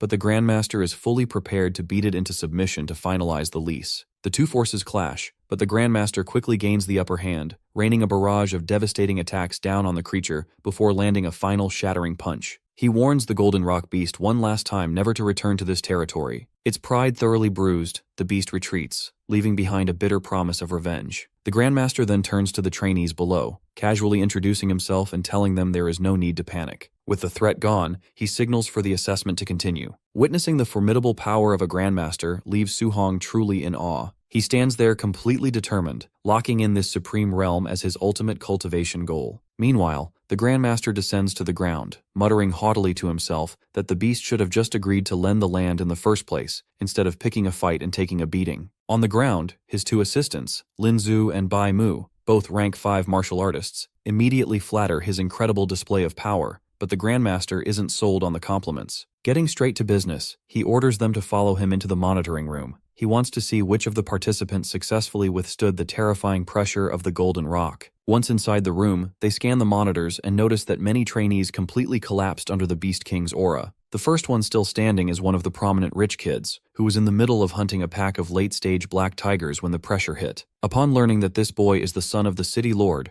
a man who famously has 100 children, the Grandmaster comments that the city lord finally managed to breed a decent one. 2 other wealthy heirs also withstand the pressure. One of them, a talented girl, relies on her spiritual telekinetic abilities to keep her composure. Beside them, several other prominent names from elite families, who are already at the mid-stage of the Tier 2 martial art rank, manage to stay completely conscious. When the Grandmaster asks if any students from Star City No. 1 school survived the ordeal, an assistant informs him that all 3 of their representatives are merely Tier 1 martial artists who only recently broke through. Hearing this, the Grandmaster instantly loses interest. Suddenly their eyes catch a feat of our boy, who is casually back to fighting ferocious beasts, as if the rock's pressure never even happened. The female assistant opens Su-hong's file to read his details to the Grandmaster, but she freezes in her tracks, completely petrified by what she sees on the page. Her male counterpart snatches the document from her hands, but after reading Su-hong's profile, he ends up with the exact same paralyzed reaction. Looking at the young assistants acting so shocked, the Grandmaster assumes they are just being unstable. He takes the file himself and his jaw drops. He cannot believe his eyes. This boy possesses a perfect 100% affinity for every single element. It completely defies logic that a once-in-a-millennium talent like this could emerge from a tiny, insignificant place like Star City. But then his eyes squint at the rest of the file, He wonders why this absolute genius only has a blood chi of 123 and is still stuck in the early stage of Tier 1. The assistant quickly explains that it is because the boy is actively cultivating all 7 attributes simultaneously. Hearing this, the Grandmaster realizes that even an immortal would end up bottlenecked trying a crazy stunt like that. He grows furious at President Wu, wondering why on earth she didn't explain this basic cultivation trap to the kid. Right at that moment, a notification alerts them to the arrival of the first batch of trainees at the main gates. Naturally, the rich kids are the first to cross the finish line.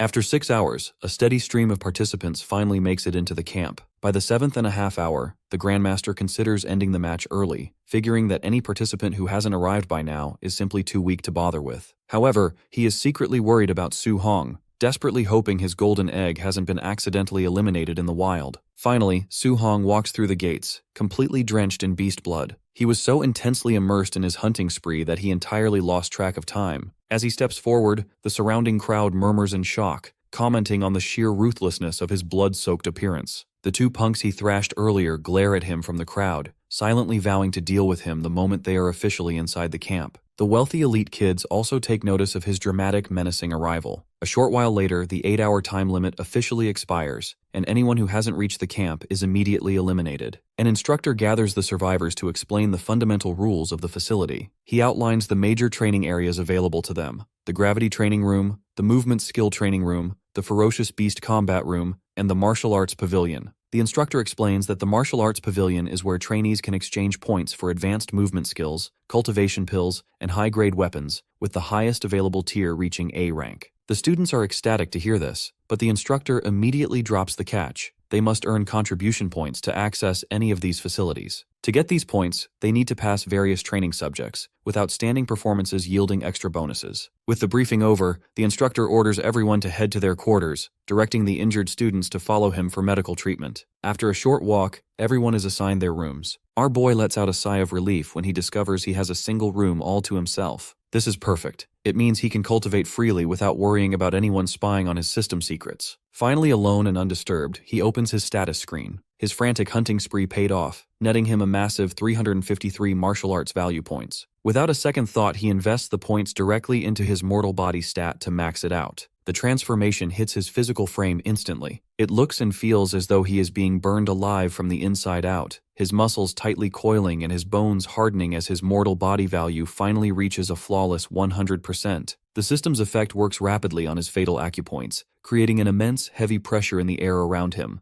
With his constitution fully transformed, even his simplest, most casual physical attack will now carry devastating strength. As the transformation settles, he spots a brand new category manifesting on his screen: the strongest overload body. Realizing this is a spirit rank skill, he can't help but wonder how truly extraordinary it will become once he manages to evolve it further. He stands up, eager to test his upgraded physical limits. Looking around the room, his eyes land on a training weapon provided by the camp, a heavy rod made from a high-grade alloy. The moment he clenches his hand around it, the metal begins to crack and warp under his normal grip, even though the material is rated as a tough Grade C alloy. While Grade C alloys are normally expensive for an ordinary cultivator, he knows they are useless to him now if they bend this easily. He needs to earn contribution points as soon as possible to get his hands on a proper Grade A alloy spear. Remembering the instructor's manual, he recalls that trainees can earn extra points simply by wearing weighted training vests, making him wonder just how many hundreds of kilograms his body can now handle. Meanwhile, over at the camp warehouse, a crowd of trainees is practically worshipping Wang Tiantuo. The young lord is casually putting on a massive 3,000 kilo weighted vest, scoffing that it still feels a bit too light as he effortlessly jumps up and down. His companions loudly commend his brutal, barbarian-like strength. Up in the monitoring room, the Grandmaster and the instructors are watching the entire spectacle through the screens. A display like this is already expected from Wang Tiantuo, given his legendary barbarian god body. Looking away from the feed, the female assistant reminds the Grandmaster that they still need to intervene and stop Su Hong from wasting his potential by practicing all 7 attributes. The Grandmaster shakes his head, stating that he wants the boy to realize the mistake on his own and give up naturally. He explains that if they try to force the issue, a genius of his caliber will only double down out of stubborn pride. Shifting his focus, he turns to another assistant to ask about the preparations for the surprise night raid team. The assistant explains that they need a little more time, as assigning the right personnel to match each student's specific power level is a tricky process. Another instructor chuckles darkly, commenting on how brutally the night raid team will crush the rookies while they are relaxing after the grueling entrance exam. The Grandmaster nods,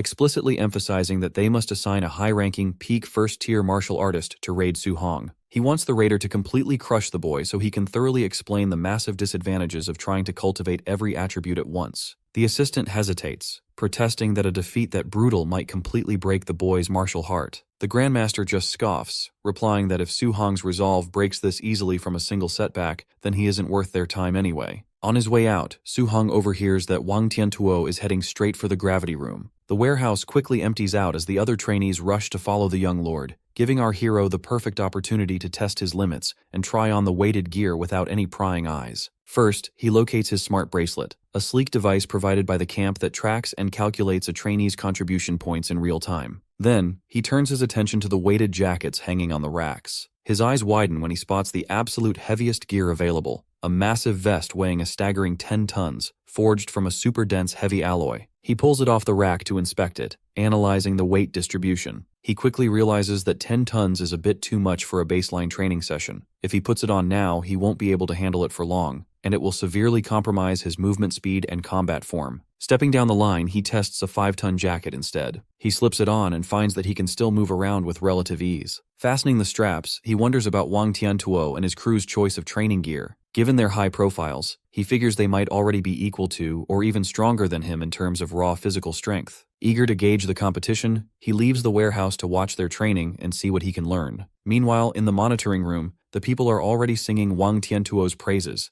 labeling him a complete beast. On the screen, the young lord walks into the gravity room and immediately cranks the atmospheric pressure up to double gravity, all without taking off his 3,000 kilo weighted vest. When Su-hong arrives at the observation deck, however, he is actually a bit disappointed. Seeing that Wang Tiantuo is only carrying 3,000 kilograms of extra weight, he realizes he may have vastly overestimated the barbarian youth's limits compared to his own overload body. He looks over at his Star City classmates, who are standing near the back of the crowd looking completely dejected. They feel utterly humbled and far behind the wealthy heirs, knowing it will be deeply humiliating if they go inside and start their own measly low-weight routines next to a prodigy. Disregarding the hesitation of the others, Su-hong steps forward and walks straight toward the gravity room entrance. A wave of murmurs ripples through the onlookers, with many calling him a fool or completely shameless for trying to compete in the same space as Wang Tiantuo. Because Su-hong wears his loose school jacket right over his weighted gear, nobody can tell he is carrying a massive load. They blindly assume he is trying to show off and surpass Wang Tiantuo simply by walking into a high-gravity zone completely unburdened. Su-hong ignores the chatter and stands at the chamber threshold. A specialized facility like a gravity room is incredibly expensive to run, to the point where normal martial artists rarely ever get to see one, let alone train in it. He has zero intention of wasting this golden opportunity. He runs a quick calculation in his head. Wearing a 5-ton jacket under a standard double-gravity setting means his body will effectively be crushed by a massive 10 tons of force. At his current level, handling that absolute weight would limit his training stamina to barely 10 minutes. Wanting to focus on endurance and form, he steps up to the control panel and sets the chamber's gravity machine to a more manageable 1.5x multiplier, so he can train for an extended period. The moment the machine hums to life, the localized pressure spikes, and the environment becomes incredibly heavy. Outside the glass, the crowd scoffs. Still believing he isn't wearing any weighted gear, they assume he is incredibly weak for only being able to handle a meager 1.5x gravity setting. Unbeknownst to the mocking onlookers, Su-hong is currently sitting cross-legged inside the chamber, actively cycling his elemental guidance techniques. Channeling spiritual energy under the crushing pressure of a gravity room is exponentially harder, but the immense strain forces his meridians to widen, drastically increasing his cultivation speed. 2 hours of grueling, intense hard work pass. Su-hong is sweating profusely, but the breakthrough is undeniable. Aside from his already advanced light and fire affinities, the rest of his elemental attributes successfully surge forward, unlocking their respective level 1 states. The sudden massive synchronization of elements causes his raw blood chi to skyrocket, locking in at an impressive 130 points. Feeling the profound effects of the environment, Su-hong stretches his newly strengthened limbs. If the gravity room can give him results this good, he can't help but feel excited to see what kind of rewards the ferocious beast and movement rooms have in store for him. When he finally steps out of the chamber, his body is visibly exhausted and covered in sweat. The onlookers outside can't help but make another round of snide remarks,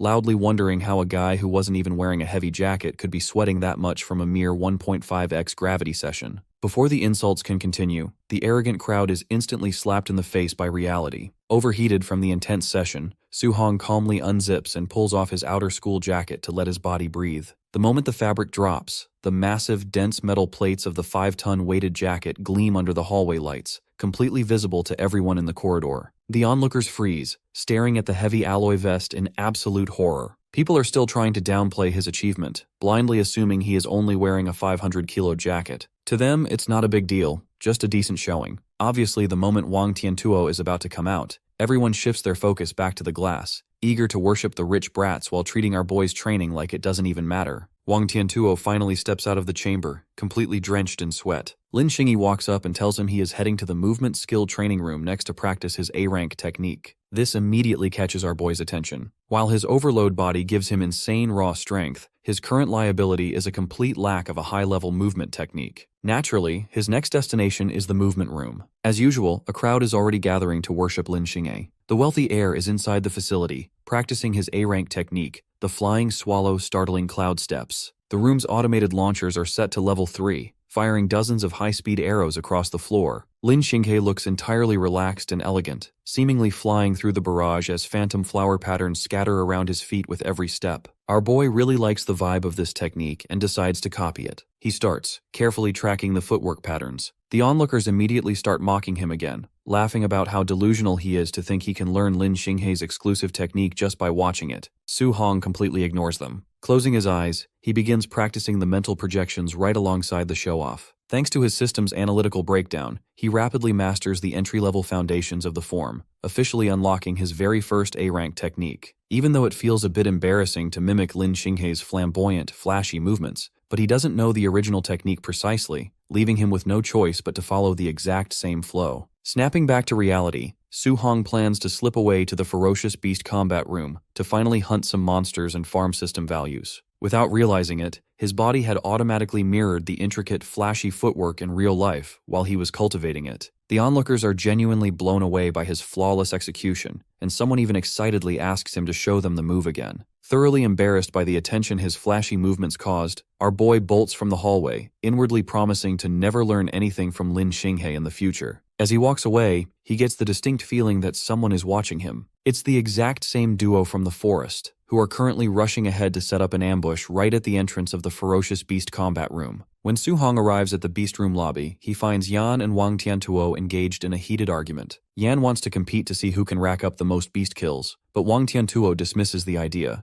arrogantly stating there is no competition since he is naturally superior. This is our boy's first time seeing a spirit reader's combat style in person, so he decides to pause and watch Yan in action before moving forward with his own plans. Looking at her live combat monitor, his eyes widen as he watches her float effortlessly in the air, a feat usually achieved only by high-level grandmasters. With a strange, blinding streak of light, she instantly slaughters 3 high-level, rank 1 black tigers. Another tiger attempts to ambush her from a blind spot, but utilizing her raw spirit power, she immediately binds and freezes the beast's body mid-air before executing it a second later. Su-hong is truly impressed by her tactical versatility. Those strange streaks of light are actually hyperdense flying daggers controlled by her mind. Watching her walk through the air, use telekinesis, and completely control the movements of her enemies, he finally understands why spirit readers are considered so terrifyingly strong in combat. The next moment, everyone in the lobby is stunned as a massive, heavy greatsword suddenly materializes in her telekinetic grip, which she uses to violently cleave a giant snake monster in two. The weapon wasn't anywhere on her person before, meaning it must weigh tons and was pulled from a storage device. Lin Xingyi proudly explains to the crowd that this unique A-rank weapon manipulation technique is exclusive to the spirit rank. The crowd immediately turns their curious eyes toward Wang Tiantuo. If both Lin Xingyi and Yan possess A-rank skills, then the City Lord's son must have one too. Xingyi confidently confirms it, bragging that he has mastered a devastating A-rank offensive technique, leaving the surrounding crowd in absolute awe of their elite talent. Meanwhile, Su-hong is highly satisfied with his decision to come to the camp. Hearing that the top trainees are all packed with high-grade A-rank skills gives him plenty of targets to copy. On the monitors, Wang Tiantuo is currently obliterating beasts with a single punch, but since he is only using his raw physical strength and hiding his actual A-rank technique, our boy decides to patiently wait for a better opportunity to steal it. After witnessing the sheer utility of Yan's power, Su-hong's immediate new goal is to unlock the Spirit Reader class for himself. However, checking his system, he realizes he needs a baseline of 100 points in his spiritual stat to awaken it, and he currently only sits at 26.5. To bridge the gap and earn the remaining points, he turns away from the lobby monitors and walks straight into the active hunting zones of the ferocious beast combat room, ready to tear through the monsters inside. Su Hong steps straight into the hunting zone of the ferocious beast combat room, his mind locked onto farming those spiritual stats. Meanwhile, his two enemies from the forest are waiting for this exact moment. With the rest of the lobby completely distracted and busy admiring the rich kids, the duo figures they can finally enact their brutal revenge on our boy without any interference. However, they are stopped dead in their tracks, their bodies freezing in absolute horror at the sight in front of them. Instead of carefully pulling one monster at a time like any sane trainee, Su Hong has deliberately agitated the entire sector. The duo watches with their jaws dropped as our boy casually stands in the center of a clearing, calmly challenging dozens of high-level ferocious beasts all at once. One of the ambushers trembles, questioning whether they should run and bring an instructor to save Su Hong before he gets eaten alive. His companion shakes his head, muttering that it is already too late for that. Inside the combat arena, Su Hong is fully prepared. The moment the first beast launches itself at his throat, he effortlessly steps back to dodge the snapping jaws. With a quick flick of his hand, he unleashes his void-piercing finger, killing two massive beasts on either side of him in a single breath. He then transitions directly into Xinghei's signature footwork, weaving through the chaotic swarm like a ghost, and dropping monsters left and right. Outside the glass, the onlookers stand completely stunned. They watch the monitor in disbelief, knowing an early-stage Tier 1 martial artist shouldn't be able to pull off a stunt like this. Even mid-stage martial artists would have a massive problem being surrounded by dozens of high-level beasts. Suddenly, one of the two punks recognizes the flashy footwork. He questions whether Su Hong secretly comes from some prestigious elite family to know such a high-grade move. His friend gasps, guessing a far more terrifying reality. What if the guy actually learned the technique just by watching Lin Xingyi perform it a few minutes ago? The sheer scale of that genius leaves one of them completely ready to give up on the revenge plot. However, the other punk still can't forget the humiliation of being knees-bounced in the forest. His companion just sighs and tells him to look back at the screen before making any dumb decisions. They both stare at the monitor and go entirely speechless. While they were busy talking, Su Hong has already wiped out the entire room of high-level beasts. Down in the arena, our boy is not happy. He checks his system interface only to see a meager 81 points added to his total. It really is a drag. The stronger he gets, the harder it becomes to earn decent points from lower-ranked monsters. Before he can ponder it any further, the next swarm of beasts triggers and charges into the room. Su Hong doesn't waste any time. When a massive beast tries to tackle him head-on, he delivers a single, raw, physical punch. The shockwave from the impact explodes outward, killing a whole line of monsters behind the target in one shot. The remaining beasts in the room instantly freeze, their survival instincts kicking in as they stare at him in sheer terror. But Su Hong is already moving, ready to hunt every single one of them down to squeeze out more martial arts value points. He systematically clears the room, killing every last monster. Watching the flawless slaughter finally forces both of the plotting trainees to completely give up on their revenge dreams. They sheepishly step back into the main lobby, just as the rest of the crowd is loudly discussing Wang Tiantuo and Yan's incredible combat accomplishments. When a nearby student asks the duo if they managed to get their revenge on the country bumpkin, they nervously sweat and lie through their teeth, claiming they totally handled it. Right at that moment, the doors to the elite chambers slide open. Both Yan and Wang Tiantuo walk out of the combat zone, immediately checking their smart bracelets to compare their contribution points. Wang Tiantuo sits at a massive 280 points, while Yan holds a close 270. The lobby erupts in amazement at the massive numbers. The regular trainees start comparing their own measly single-digit points to these two absolute monsters, feeling completely depressed. Wang Tiantuo smirks, loudly addressing the crowd to boast that he earned an extra 100 points just from wearing his weighted jacket the entire time, while Yan casually adds that she grabbed a 50-point bonus from her gear as well. The crowd starts doing the math, realizing the gap is so wide that the rest of them can only fight for fourth place at best. Little do they know, the real monster is still inside the arena, quietly stacking up stats that will completely surpass the rich kids before the day is even over. Inside the ferocious beast combat room, the arena is completely painted in blood, the floor littered with the mangled corpses of dozens of beasts. Su Hong stands in the center of the carnage, sweating profusely and catching his breath after the relentless, exhausting hunt. Although he didn't quite reach his astronomical goal of earning 735 martial arts value points, his smart bracelet tells a different story. He looks down to see he has racked up a massive 700 contribution points. Satisfied with his haul, he decides to head straight to the martial arts pavilion to go shopping. The moment he steps inside the luxurious pavilion, his eyes scan the catalog of high-grade items. He looks at the list of A-rank techniques, but his jaw drops when he sees the prices. Every single one of them is wildly expensive, with the absolute cheapest starting at no less than 2,000 points. Shifting his strategy, he checks the cultivation pills instead. Finding the exchange rates far more reasonable, he decides to inquire about them. The salesgirl behind the counter looks him up and down, casually assuming this ordinary-looking Tier 1 martial artist doesn't have any real points to spend. Our boy ignores her dismissive look and asks about the spirit-focusing pills. The shopkeeper explains that the pill is highly potent, but there's a catch. It is only truly effective the very first time a martial artist consumes it. The higher the grade of the pill, the more explosive the permanent boost to one's spiritual power will be. Su-hong pulls up the inventory list, his eyes locking onto a top-tier option,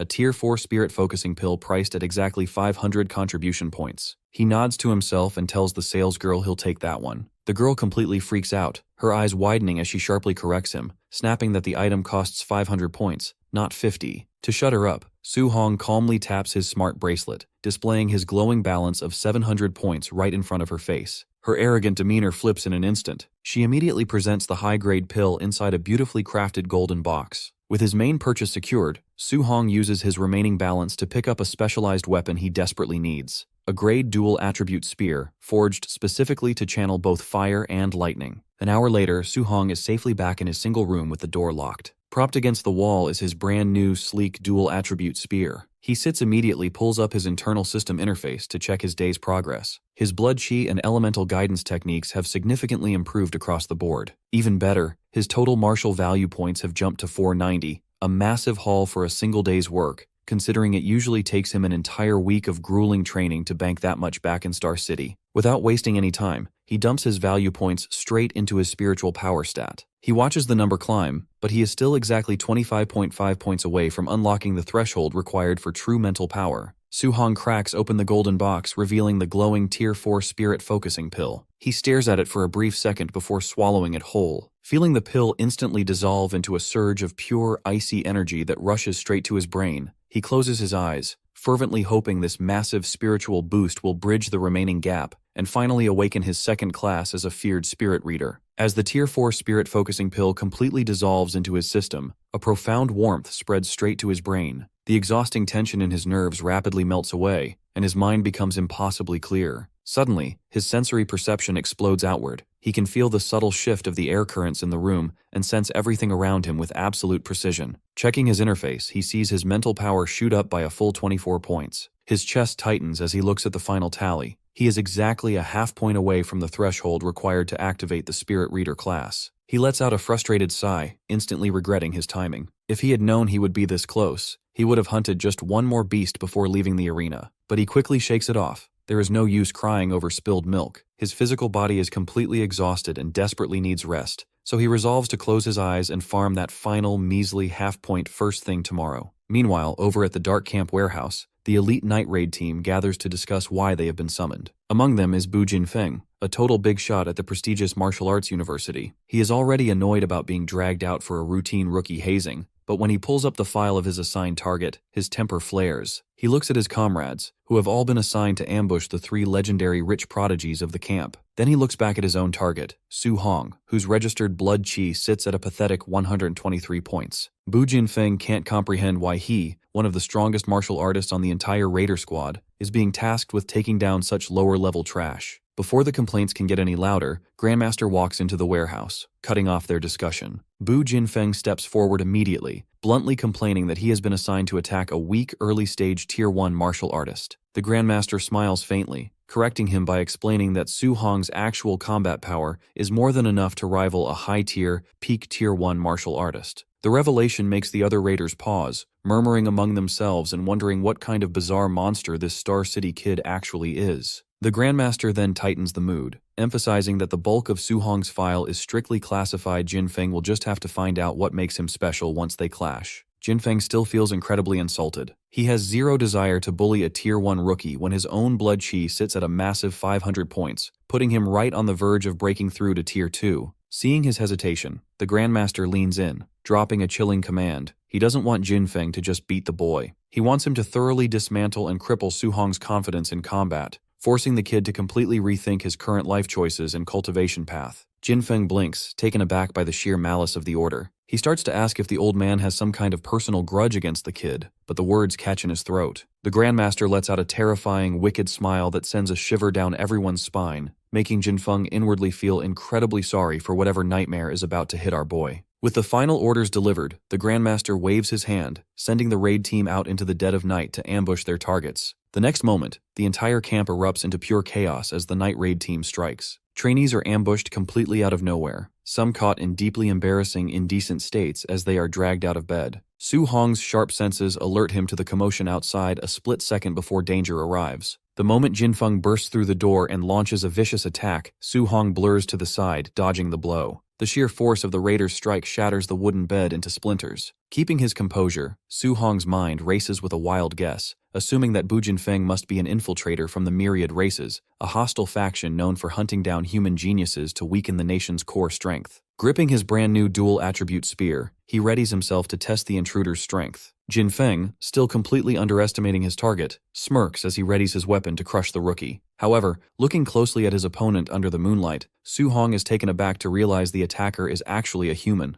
and a peak, high-tier, first-tier martial artist at that. Instead of complaining about the unfair matchup, a thrill goes through him, realizing this is the perfect opportunity to farm the massive martial arts value points he needs to unlock the Spirit Reader class. Without hesitation, Su Hong thrusts his spear straight toward Jinfeng. The raider's eyes widen in shock because he cannot believe an early-stage martial artist is choosing to clash head-on instead of desperately trying to dodge. As their weapons meet, the sheer impact forces Jinfeng to realize that the Grandmaster was actually understating the boy's strength. Parrying the blow, his mind spins as he analyzes the exchange, wondering how an ordinary rookie like Su Hong could possibly possess this level of monstrous power. Meanwhile, Su Hong's confidence peaks. This isn't the first high-tier, first-order opponent he has faced today, and he has zero intention of losing. He drives his spear forward in another lightning-fast thrust. For a brief moment, Jinfeng is stunned, fully realizing our boy is an absolute freak of nature. Shaking off the shock, the university elite unleashes his full power, knowing that a true battle between warriors is determined by more than just raw strength. As a fire attribute martial artist, Jinfeng readies his weapon, confident that the rookie won't be able to handle a refined B-rank technique. Channeling his power, Jinfeng roars and unleashes his blazing slash technique, sending a torrent of flames cutting through the room. Our hero also reacts instantly. Analyzing the incoming attack, he notes that the raw power of this B-rank technique is significantly stronger than his own void-piercing finger. When their weapons clash a second time, the conflicting energies explode, causing the walls and floor around them to crack and crumble. Jinfeng recedes a step, finally understanding the terrifying reality of Su Hong's power. The kid just withstood a fully powered B-rank technique by simply channeling raw lightning through his weapon, completely devoid of any actual formal martial arts technique. Breathing heavily, Jinfeng scoffs at the boy, telling him he got lucky, and noting that it is a good thing Su Hong doesn't actually know a real lightning spear technique, otherwise the fight might actually be trouble for him. Su Hong gives him a calm smile, readily admitting that he doesn't know any such technique. But before Jinfeng can even process the response, Su Hong grips his spear with both hands and heavily injects his fire attribute directly into the raging lightning current. The metal shaft hums violently as the twin elements spark and intertwine, leaving poor Jinfeng completely petrified as he stares at a theoretically impossible, raw elemental fusion technique. Jinfeng is literally breaking out into a cold sweat. It is a universal law in their world that different elemental attributes cannot be fused together because they naturally repel each other, often with catastrophic results. Yet right now, he is witnessing a legendary phenomenon unfolding before his very eyes, the perfect fusion of lightning and fire. Without giving his opponent any time to process the shock, Su Hong thrusts his spear forward, unleashing the full weight of the fused attributes. Jinfeng desperately tries to deflect the strike with his blazing slash, but his defense is completely overwhelmed.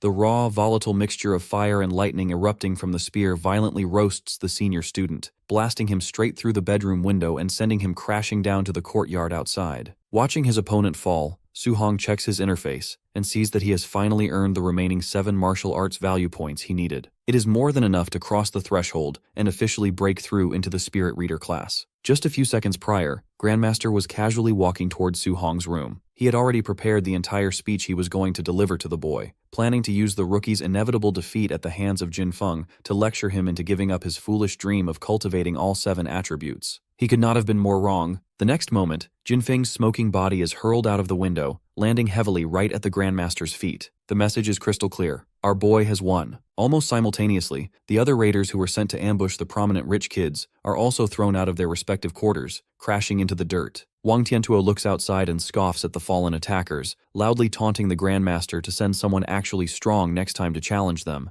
Looking around, Wang Tiantuo notices that there are 4 defeated attackers in total. He turns to Yan, pointing out that someone else in the camp must be incredibly strong to have taken down their assigned raider even faster than they did. Lin Xingyi, however, dismisses the thought, arrogantly suggesting that the 4th attacker was probably just a weakling compared to the ones they fought. Standing in the courtyard, the Grandmaster knows it is completely normal for these wealthy prodigies to win their bouts easily. What is not normal is Su Hong, who not only finished his fight before the elites, but managed to single-handedly crush a quasi-tier 2 warrior. Right then, an assistant comes sprinting toward the Grandmaster, looking completely freaked out. The Grandmaster initially assumes a student has died in the chaos, a casualty rate he doesn't particularly care about since danger is expected in the camp. But his casual demeanor shatters when the breathless assistant informs him that Su Hong has actively fused his elemental guidance techniques. At first, the Grandmaster's brain refuses to process the statement, but then a wave of pure panic hits him as he reiterates that such a feat is completely impossible. The assistant insists on the reality, explaining that he personally witnessed the fire and lightning fusion technique on the live monitor. He adds that if he doesn't believe him, he can ask Jinfeng himself. Still groaning on the ground, the defeated warrior weakly confirms his words. The Grandmaster instantly becomes incredibly hyped. He loudly recalls that the last time in history someone successfully fused 2 distinct attributes, it took that legendary figure a grueling 10 years of meditation to accomplish. Yet Su Hong has managed to do it in less than a month. Proudly, the Grandmaster declares that our boy is no longer just a monster. He is a falling star from the purple micro-constellation, a true dragon born into their world. The female assistant listens to the praise, thoroughly confused. She asks the Grandmaster if a fusion technique is really so powerful that it allows a mere early-stage martial artist to easily defeat a quasi-tier 2 warrior. When the Grandmaster firmly confirms just how terrifyingly superior that combat power is, she looks up at him and questions why. If it is truly that formidable, they don't actively encourage all cultivators to master it. The Grandmaster answers that it's because the technique is not only insanely difficult, but it can also completely ruin a warrior's cultivation career. No one wants to stay stuck as a tier 1 warrior for their entire life, even if they do eventually succeed. But what Su Hong just did is a straight-up miracle. The Grandmaster hypes himself up, hoping that raising our boy right will reward them all, since the kid has the potential to defeat the emperors of the 10,000 races with a single move. His assistants quickly snap him out of his little fantasy, asking him to imagine what would happen if Su Hong actually manages to fuse all 7 techniques. The Grandmaster promises right then and there that he won't let our boy practice all 7 attributes at once, deciding it's better to keep him stuck trying to master a 3-attribute fusion before forcing a breakthrough. One of the assistants points out that he must have some kind of special constitution based on the brutal way he crushed Bu Jinfeng. The Grandmaster immediately shouts at him for not pointing out such an important detail sooner. Then, the whole group starts calculating our boy's actual power. He just crushed a warrior who possesses 4 times more blood chi than him, which makes the Grandmaster wonder if his physical constitution is something completely heaven-defying. Now the Grandmaster really wants to test our boy's true power. For this exact purpose, he orders his minions to organize a proper match, pitting our boy directly against the 3 rich geniuses of the camp. While the Grandmaster is busy organizing his upcoming match, our hero is investing his hard-earned points into his spiritual stats to finally awaken the Spirit Reader class. As the new ability actively cultivates inside his body, it feels as though he is growing a bizarre third eye or an extra limb. The sensation is completely unfamiliar and eerie, sending a strange shiver through his consciousness. When he is done cultivating, he immediately tests his newfound skills right in his bedroom. He focuses his mind on his bed, discovering he can effortlessly lift and move it through the air. He tries walking in the air himself, locking down the fundamentals of psychokinesis as he casually manipulates the objects around his room, suspending them mid-air with absolute ease. With the Spirit Reader class successfully unlocked, his next major goals are clear. He needs to copy Yan's A-rank spiritual technique and steal Wang Tiantuo's exclusive offensive technique. The next morning brings another brutal announcement for the exhausted trainees. A loud broadcast orders everyone to gather immediately, warning them that every single second they are late will result in a direct deduction of their contribution points. The trainees are deeply unhappy with how the camp operates, realizing the instructors are relentlessly testing them at every single turn. After a frantic scramble, everyone finally gathers in the main square, only to hear the instructor taunting them. The instructor mocks the crowd, noting he fully expected it to be a massive struggle for them to crawl out of bed after the surprise raid last night. One of the disgruntled trainees complains aloud, arguing that he lost his match last night simply because he wasn't even wearing underwear when the attacker burst in. The instructor scoffs and taunts the kid back, asking if an assassin from the myriad races would seriously pause and wait for him to put on his boxers first, making the surrounding crowd chuckle. However, the underlying point is crystal clear to everyone. A real battle will never wait for them to get ready. Despite the logic, it is only natural for the trainees to feel incredibly frustrated with test after test. To shift the mood, the instructor explains that today they are being given a proper chance to show off. Today is the comprehensive testing day, where their blood chi, combat power, spiritual strength, speed, and overall mastery of martial arts will all be rigorously evaluated. The instructor reveals that the top 10 students will be awarded different amounts of contribution points as a daily reward. Hearing this, the regular trainees immediately accept that the wealthy prodigies will automatically lock down the top 3 spots, leaving the rest of them to desperately hope for a position between 4th and 10th place. Meanwhile, Su Hong is already looking past the filler ranks, entirely focused on what kind of massive reward awaits the absolute first-place position. After a short while, everyone is directed into the main warehouse, which has been temporarily converted into a state-of-the-art testing ground. Standing prominently in the center of the room is high-grade Tier 2 combat power monitor. Up in the observation deck, the Grandmaster looks down at Su Hong, quietly noting how perfectly our boy blends into the crowd without drawing unnecessary attention. A nearby trainee notices the direction of the old man's gaze and assumes he is merely keeping an eye on him. But in reality, Su Hong's newly awakened spiritual senses have already detected the Grandmaster's surveillance. The Grandmaster announces a last-minute addition to the rules. Whoever manages to secure the absolute highest score across every single testing category will receive an additional grand prize, a choice of any premium A-rank martial art or movement technique. The announcement instantly hypes up the entire room, though the regular trainees quickly deflate, knowing that realistically, only one of the 3 elite rich kids stands a chance at claiming such a prize. The 3 wealthy heirs are equally fired up. Even in prestigious families, genuine A-rank techniques are incredibly rare and heavily restricted. Yan is visibly hyped, already planning which technique she wants to add to her arsenal, while Lin Xinghe aims for a skill that can complement his existing footwork and make him even faster. Meanwhile, the Grandmaster watches the monitors intently, eager to see Su Hong's true, unbridled potential. To kick off the evaluation, the Grandmaster calls the 3 big shots to the front to take the test first. The crowd is deeply disappointed by the ordering. With the prodigies setting astronomical benchmarks right out of the gate, nobody will have the heart or the confidence to step up after them. Any normal student called forth will be completely crushed by the sheer point disparity. Sure enough, the instructor calls out the 4th participant, Su Hong. Our boy isn't surprised at all, having already predicted that the instructors would pull a stunt like this. The surrounding trainees immediately look at him with pity. Because he was the very last person to crawl into the camp during the entrance exam, the crowd universally assumes he is the weakest link in the entire roster. They start whispering their own theories, with one student guessing that the Grandmaster is doing this as a twisted motivational tactic,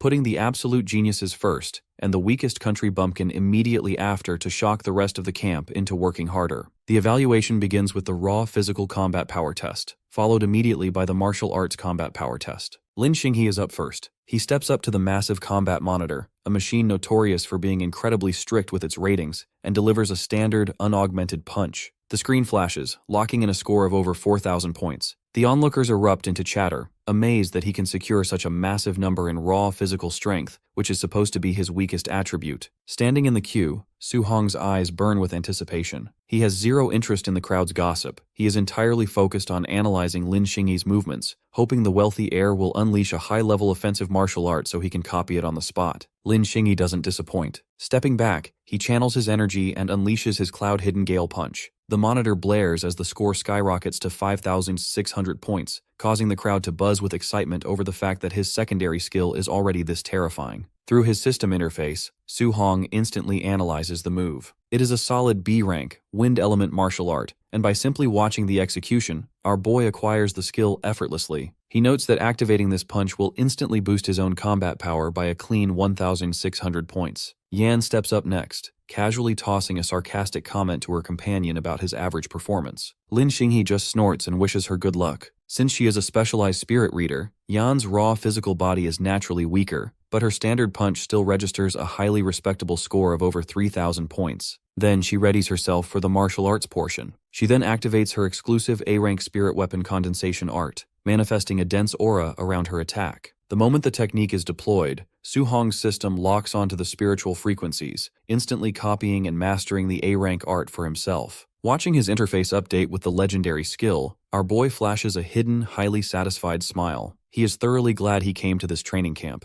At this rate, he can only imagine how many more overpowered techniques and secret arts he is going to steal before the evaluations are over. Yan uses her technique on the testing monitor and locks in almost 6,000 points, instantly edging out Lin Xinghe. The entire warehouse erupts into chatter about the explosive, raw power of a spirit reader. Everyone starts discussing how a spirit reader's mental power allows them to walk on air and manipulate objects mid-flight, making them incredibly dangerous and versatile in actual combat. With a sharp snap of her fingers, she effortlessly dispels her manifested energy weapon. At the exact same time, while the crowd is busy gossiping, our boy is secretly cultivating the newly copied technique inside his own mind. Sweat starts rolling down his forehead as he realizes the true depth of the art. The technique doesn't just condense simple weapons, but it can actually manifest other complex objects and even active, ferocious beasts. However, there is a massive downside. The more solid and dense the spiritual condensation is, the more drastically it drains the user's mental power. Realizing his current spiritual reserves aren't quite high enough to sustain the full form properly, he decides to shelf it for a moment, shifting his focus entirely to Wang Tiantuo as he really wants to see the barbarian youth's offensive martial arts. This specific test is massively advantageous for Wang Tiantuo because his barbarian god body naturally pushes his raw combat power to ridiculous heights.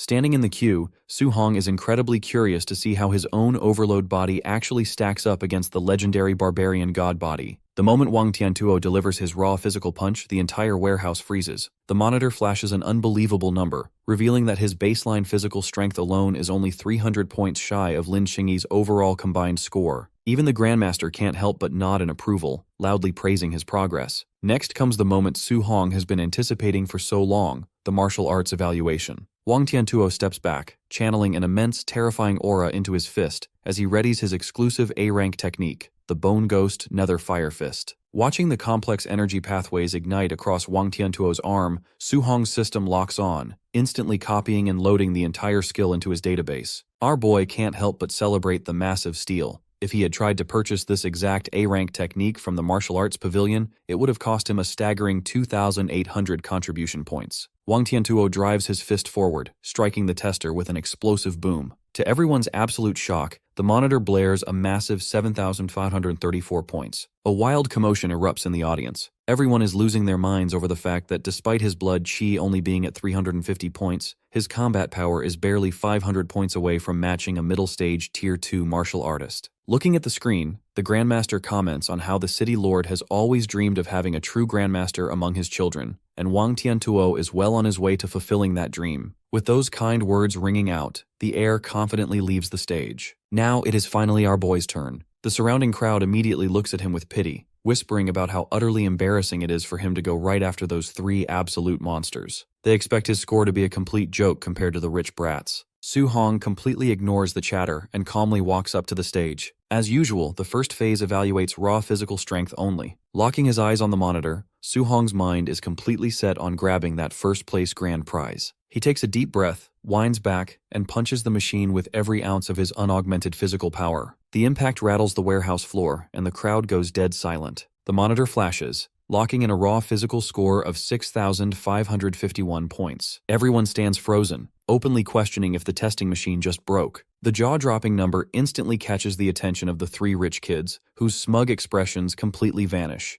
They absolutely did not expect a random country bumpkin to possess this level of raw physical force. While the crowd is still reeling, Su Hong calmly asks the Grandmaster if he can proceed to the martial arts phase. Meanwhile, his internal system finishes processing and fully loads the Bone Ghost Nether Fire Fist he just stole from Wang Tiantuo. This brutal, heavy-hitting technique actually suits his overload body perfectly. Up in the observation area, the Grandmaster asks his female assistant to guess how many points Su Hong will score with his martial technique. The assistant reminds him that despite the kid's undeniable physical talent, he doesn't come from a prestigious family, meaning he likely doesn't have access to any high-grade martial arts to boost his score. The Grandmaster just smiles, already anticipating that a freak like Su Hong definitely won't be using some low-level, trash-tier skill. Within a matter of seconds, Su Hong completely masters the entry-level foundations of the Bone Ghost Nether Fire Fist to 100%. The aura suddenly erupting around his hand is instantly noticed by everyone in the room. The very next moment, Su Hong unleashes a devastating punch. The sheer force of the impact creates a blinding shockwave of light and pressure, forcing the onlookers to cover their eyes for a brief moment. When the dust finally settles, the entire warehouse gasps in horror. The monitor is blinking a mind-numbing score of over 9,000 points. Under normal circumstances, a standard A-rank technique maxes out right around the 9K threshold. The Grandmaster's assistant stares at her tablet in complete disbelief, muttering that the data must be garbage because there is no logical way a student with a registered blood chi of only 123 points can output that much power. The three wealthy heirs are completely baffled. Lin Xingyi rapidly calculates the benchmarks in his head, noting that 7,000 points is the standard for an early-stage Tier 2 warrior, 8,000 is for a middle-stage Tier 2, and 9,000 points already firmly enters the realm of a high-tier Tier 2 expert. Yan guesses that Su Hong must be intentionally hiding his true cultivation, arguing that his actual blood chi should be around 500 points to pull off a feat like that. To settle the argument, the instructors immediately force Su Hong to take a live blood chi scan right then and there. The monitor beeps, displaying a meager 137 points. The entire warehouse erupts into pure chaos. Everyone starts wildly questioning reality, unable to comprehend how a literal early-stage martial artist with only 137 blood chi just outputted a combat score that scales way beyond a high-tier middle-rank warrior. Seeing the commotion spiraling out of control, the Grandmaster steps up and shushes the crowd. He loudly announces that they are moving immediately to the actual combat test phase to settle the scores. He explains that the combat phase utilizes a challenge system. Trainees can designate and challenge any opponent on the floor. Once a student defeats all challengers and nobody dares to step up against them anymore,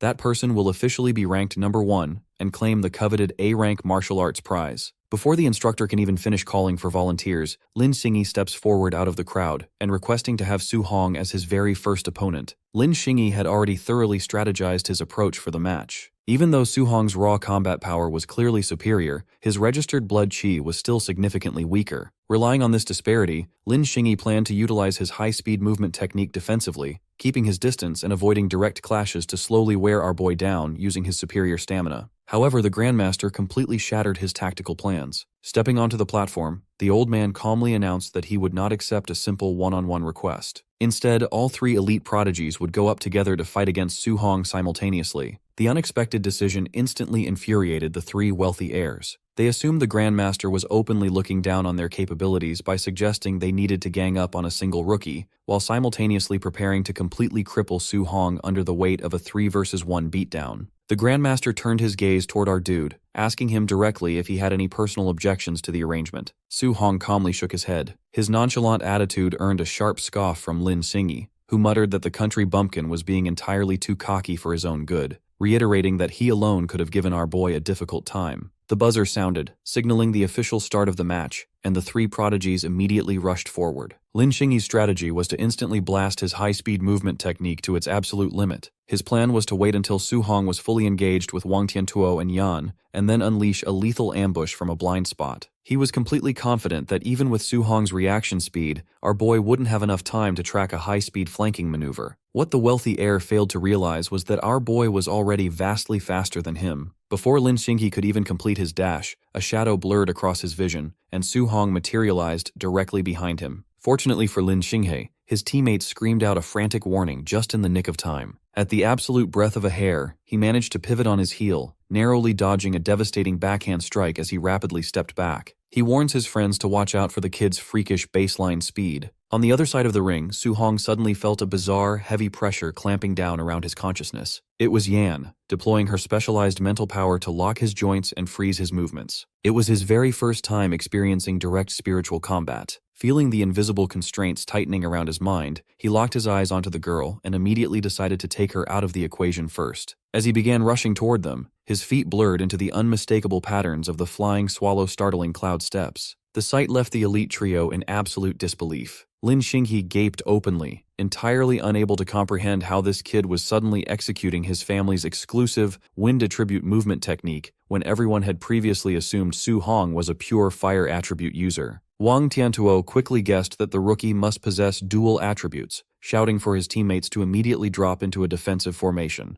According to their rapid adjustment, Wang Tiantuo took the front line to block the direct assault, while Yan focused all of her remaining mental power to control him. Wang Tiantuo roared, rushing forward head-on while channeling the dark aura of his bone ghost nether fire fist. Su Hong didn't slow down for a second, instantly readying his own hand with the exact same A-rank offensive technique. Right as the two heavy attacks were about to collide, Yan triggered her spiritual restraint, successfully freezing Su Hong's body mid-stride. The sudden paralysis became a massive headache for our boy. locking him in place just as Lin Xinghe closed the distance from the flank, aiming a vicious, wind-infused kick directly at his ribs. Watching the coordinated assault unfold from the observation deck, even the Grandmaster began to ponder if he had made a massive mistake by throwing Su Hong against all three geniuses at once. Yan's spirit reader abilities were incredibly oppressive. Historically, there were only two definitive ways to break free from a spiritual lock, either through overwhelming raw physical power or by possessing a superior mental capacity. The Grandmaster knew Su Hong possessed insane physical strength, but he heavily doubted it would be enough to break the psychic chains of a trained spirit reader before the other two landed their finishing blows. His worried thoughts were cut short when he noticed a calm, confident smile spreading across our boy's face. The next moment, Su Hong unleashed the pure, unbridled brute force of his overload body. The explosive physical kinetic energy violently shattered the invisible psychic chains, forcibly dispersing Yan's mental power with such raw velocity that the backlash caused her to cough up a mouthful of blood. In the exact same split second, Su Hong reached out with blinding speed. His left hand clamped tightly around Lin Xinghe's incoming ankle, while his right palm slammed forward, perfectly catching Wang Tiantuo's fist mid-air. He had simultaneously blocked both physical finishers while completely overpowering a specialized spiritual assault. The onlookers stared at them with wide, terrified eyes, instantly dubbing Su Hong an absolute humanoid beast. But that initial clash was just the trailer for what was coming. Our boy tightened his grip on both boys' limbs, squeezing with such immense, crushing force that the two elite heirs winced and cried out in agonizing pain. Before they could even attempt to break his grip, Su Hong hoisted both of them into the air and violently slammed them face first into the concrete floor. Su Hong wasn't done yet. He dragged them backward across the stone, tossing them aside as they groaned on the floor, completely neutralized. Finishing the execution, Su Hong slowly turned his dark gaze toward Yan. Already trembling from the sheer speed at which her powerful companions had been utterly dismantled, she raised her hands and immediately surrendered without firing another shot. The crowd was completely paralyzed with shock, watching a single person effortlessly obliterate the camp's top three prodigies in a matter of seconds. Su Hong was no longer just a talented trainee, he was a certified monster. The Grandmaster stepped up, his voice echoing through the silent warehouse as he asked if anyone else wanted to step forward and challenge Su Hong. He waited for a moment, making it clear that if no one volunteered, our boy would be crowned the undisputed winner of the combat trials. Looking at the broken concrete and the groaning elites, absolutely nobody dared to raise their hand. Su Hong was officially declared the undisputed champion of the camp. Since the daily rewards for the 2nd through 10th positions were still active, the Grandmaster ordered the remaining trainees to resume the standard competition among themselves to fight for the remaining spots. Turning to our hero, the Grandmaster gestured for Su Hong to follow him back to the main pavilion to claim his grand prize, his choice of a premium A-rank technique. On their way to the vault, the Grandmaster glanced down at the teenager, curiously asking why he had gone to such great lengths to hide his terrifying combat power, while all the other trainees were busy flashing their skills and showing off. Su Hong gave a practical answer, explaining that coming from an ordinary background without a prominent family backing him, showing off too much early on would have simply painted a massive target on his back. The Grandmaster laughed heartily at his tactical smartness, but quickly corrected his mindset. He explained that he had intentionally arranged this 3-on-1 combat to show off Su Hong's true power to the higher-ups. In their world, as warriors grow stronger, they require massive amounts of rare cultivation resources, and those resources are strictly concentrated on recognized geniuses. By proving his absolute dominance, the Grandmaster could easily secure top-tier funding for him. He advised our boy never to hide his power inside the camp again, expressing his full, unyielding support. When they finally arrived inside the restricted vault of the martial arts pavilion, the Grandmaster ordered his assistants to bring forward the complete registry of their A-rank techniques. He told Su Hong he could choose absolutely anything he liked, offering to provide personal advice if our boy found the choices confusing.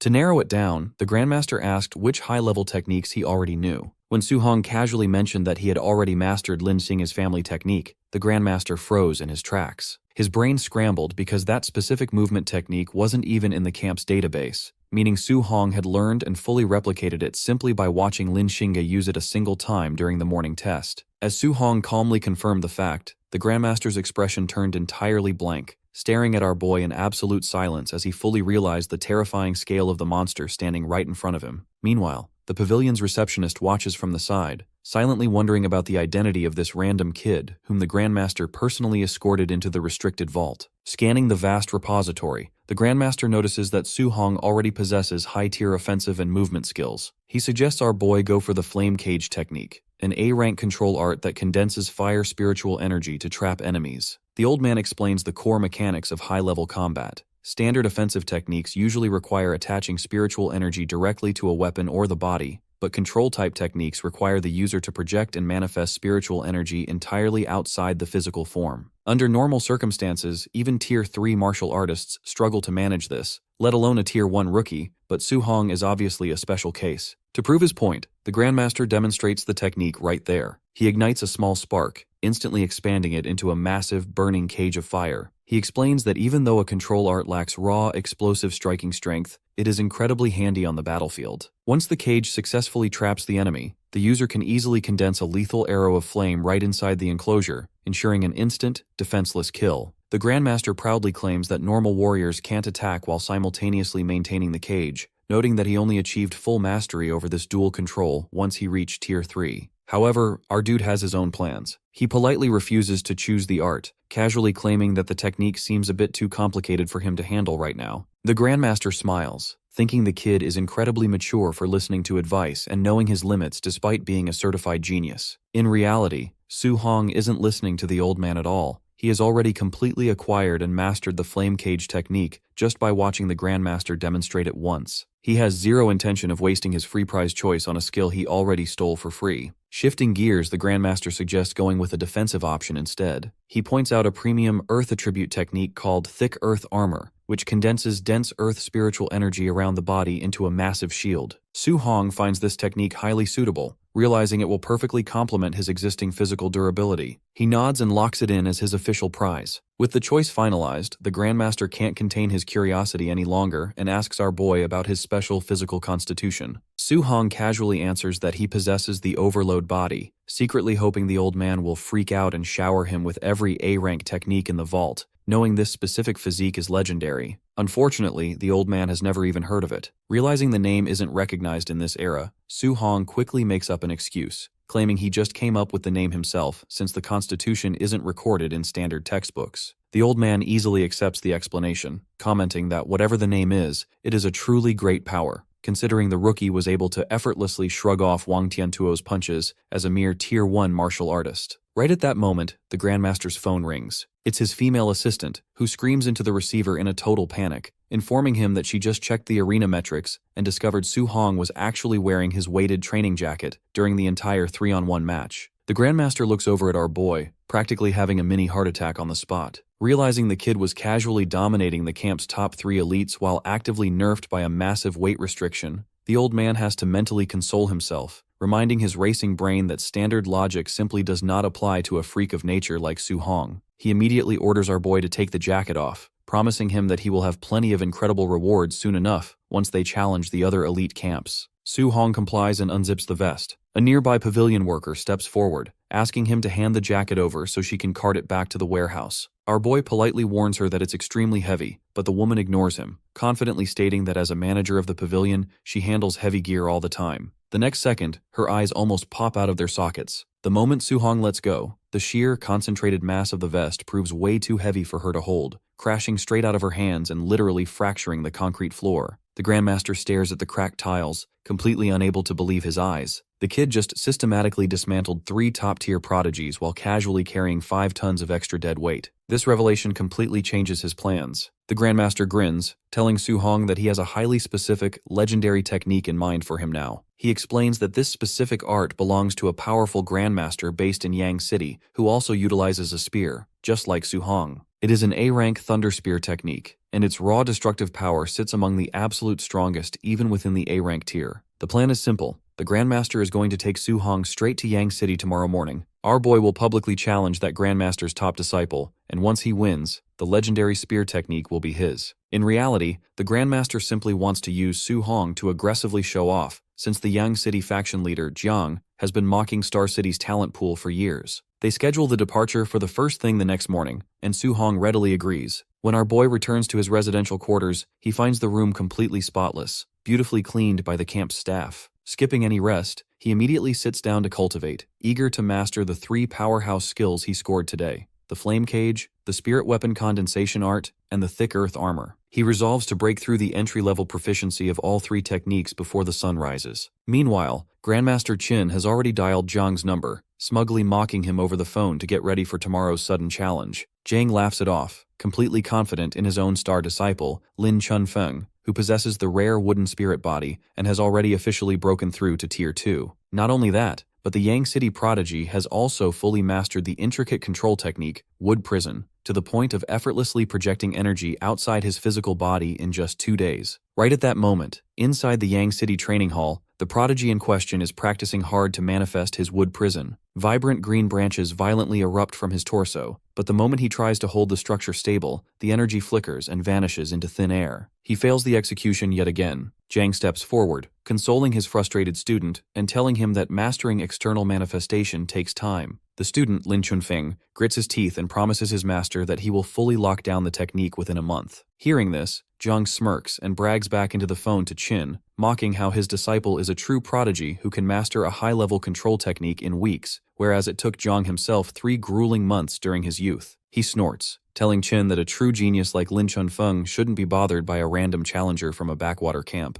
Grandmaster Qin grows absolutely furious hearing the blatant disrespect, but before the old man can even shout a retort, Jiang casually hangs up the phone. Turning back to his disciple, Jiang chuckles and tells Lin Chunfeng to go easy on whatever student Grandmaster Qin brings tomorrow. He instructs him to intentionally make the match look like a close, evenly fought battle, showing a bit of mercy just to save the old man's face. Lin Chunfeng confidently assures his master that he can easily rely on his acting skills to fake a tight match. By the afternoon of the following day, Su Hong and the Grandmaster touch down in Yang City. It is our boy's very first time experiencing the thrill of supersonic flight alongside the Grandmaster. The moment they arrive at the venue, Jiang struts out to greet them, immediately scanning our boy to check his cultivation level. When he realizes Su Hong is just an early-stage Tier 1 martial artist, he lets out the exact same dismissive, underestimating reaction as everyone else. He sighs, realizing that his disciple will have to put in some serious effort into his acting performance just to make a fight against a Tier 1 rookie look close. Noticing the smug looks, Grandmaster Qin smiles coldly, bluntly requesting that they skip the pleasantries and start the match immediately, since he and his student need to leave early for dinner. The two Grandmasters lead the way down into Yang City's exclusive underground combat arena. The surrounding is packed with local trainees, all of them anxious to see what kind of top-tier genius Star City has managed to produce this time around. Stepping into the center of the ring, Jiang steps up to the microphone, formally introducing Grandmaster Qin before shifting the spotlight to Su Hong. The moment Jiang announces that Su Hong is merely an early-stage Tier 1 martial artist, a loud protest erupts from the Yang City students. The crowd murmurs in disbelief, openly muttering that it is completely stupid and insulting for a Tier 1 rookie to show up and challenge a confirmed Tier 2 expert. Even Lin Chunfeng stands in his corner looking thoroughly confused,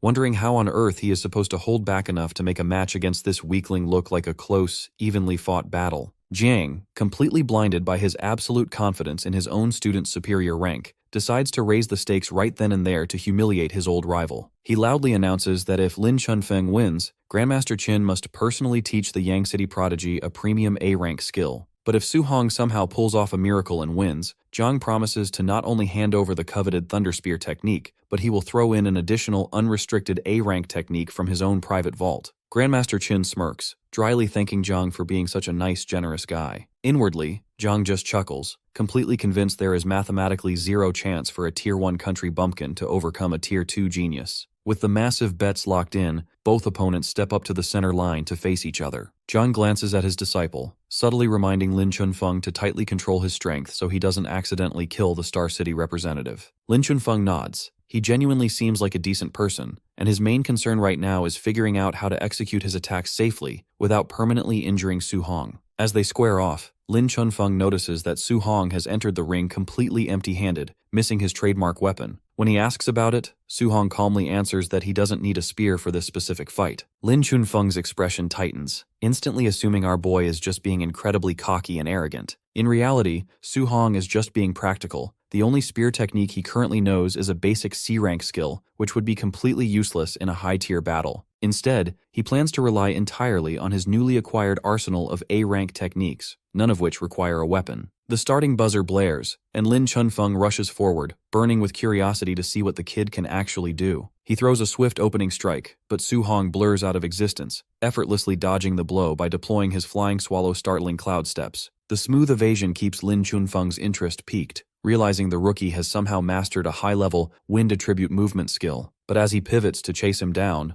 Lin Chunfeng confidently claims that standard movement techniques are entirely useless against him. Lin Chunfeng uses Wood Prison, unleashing his signature move. Thick, volatile wooden barks instantly erupt from the arena floor, violently clinging to Su Hong's legs and locking him in place. Feeling the restraints tighten, Su Hong mentally acknowledges that mastering external energy manifestation is incredibly difficult, proving that this Yang City kid is a genuine genius. Then, Su Hong flexes his muscles, using the raw brute force of his overload body to violently shatter the binding wood. He notes that breaking free was entirely too easy. However, those few seconds of restriction are more than enough for an expert. Lin Chunfeng utilizes the distraction to blur through the blind spots, instantly appearing directly behind our boy's back. But Su Hong is already waiting for him, throwing a devastating blind punch backward before his opponent can even position his stance. Sensing the sheer, terrifying velocity of the incoming fist, Lin Chunfeng realizes with horror that the punch will land long before his own strike can connect. He rapidly triggers his A-rank defensive art, Wood Evasion. A massive, dense wooden shield manifests in front of him, but the raw kinetic force behind Su Hong's punch is completely absurd. The impact shatters the solid wood barrier like cheap glass, sending Lin Chunfeng flying backward through the air. Skidding across the concrete, the Yang City prodigy can't help but inwardly marvel at our boy's terrifying physical strength. The onlookers stand completely stunned, unable to comprehend how a certified A-rank defensive technique deployed by a Tier 2 expert was just shattered by the raw physical force of a Tier 1 rookie. Grandmaster Qin takes the golden opportunity to loudly mock his rival, laughing at the look on his face. Jing retorts that his star student can't be defeated by mere brainless brute force, telling Qin to keep watching.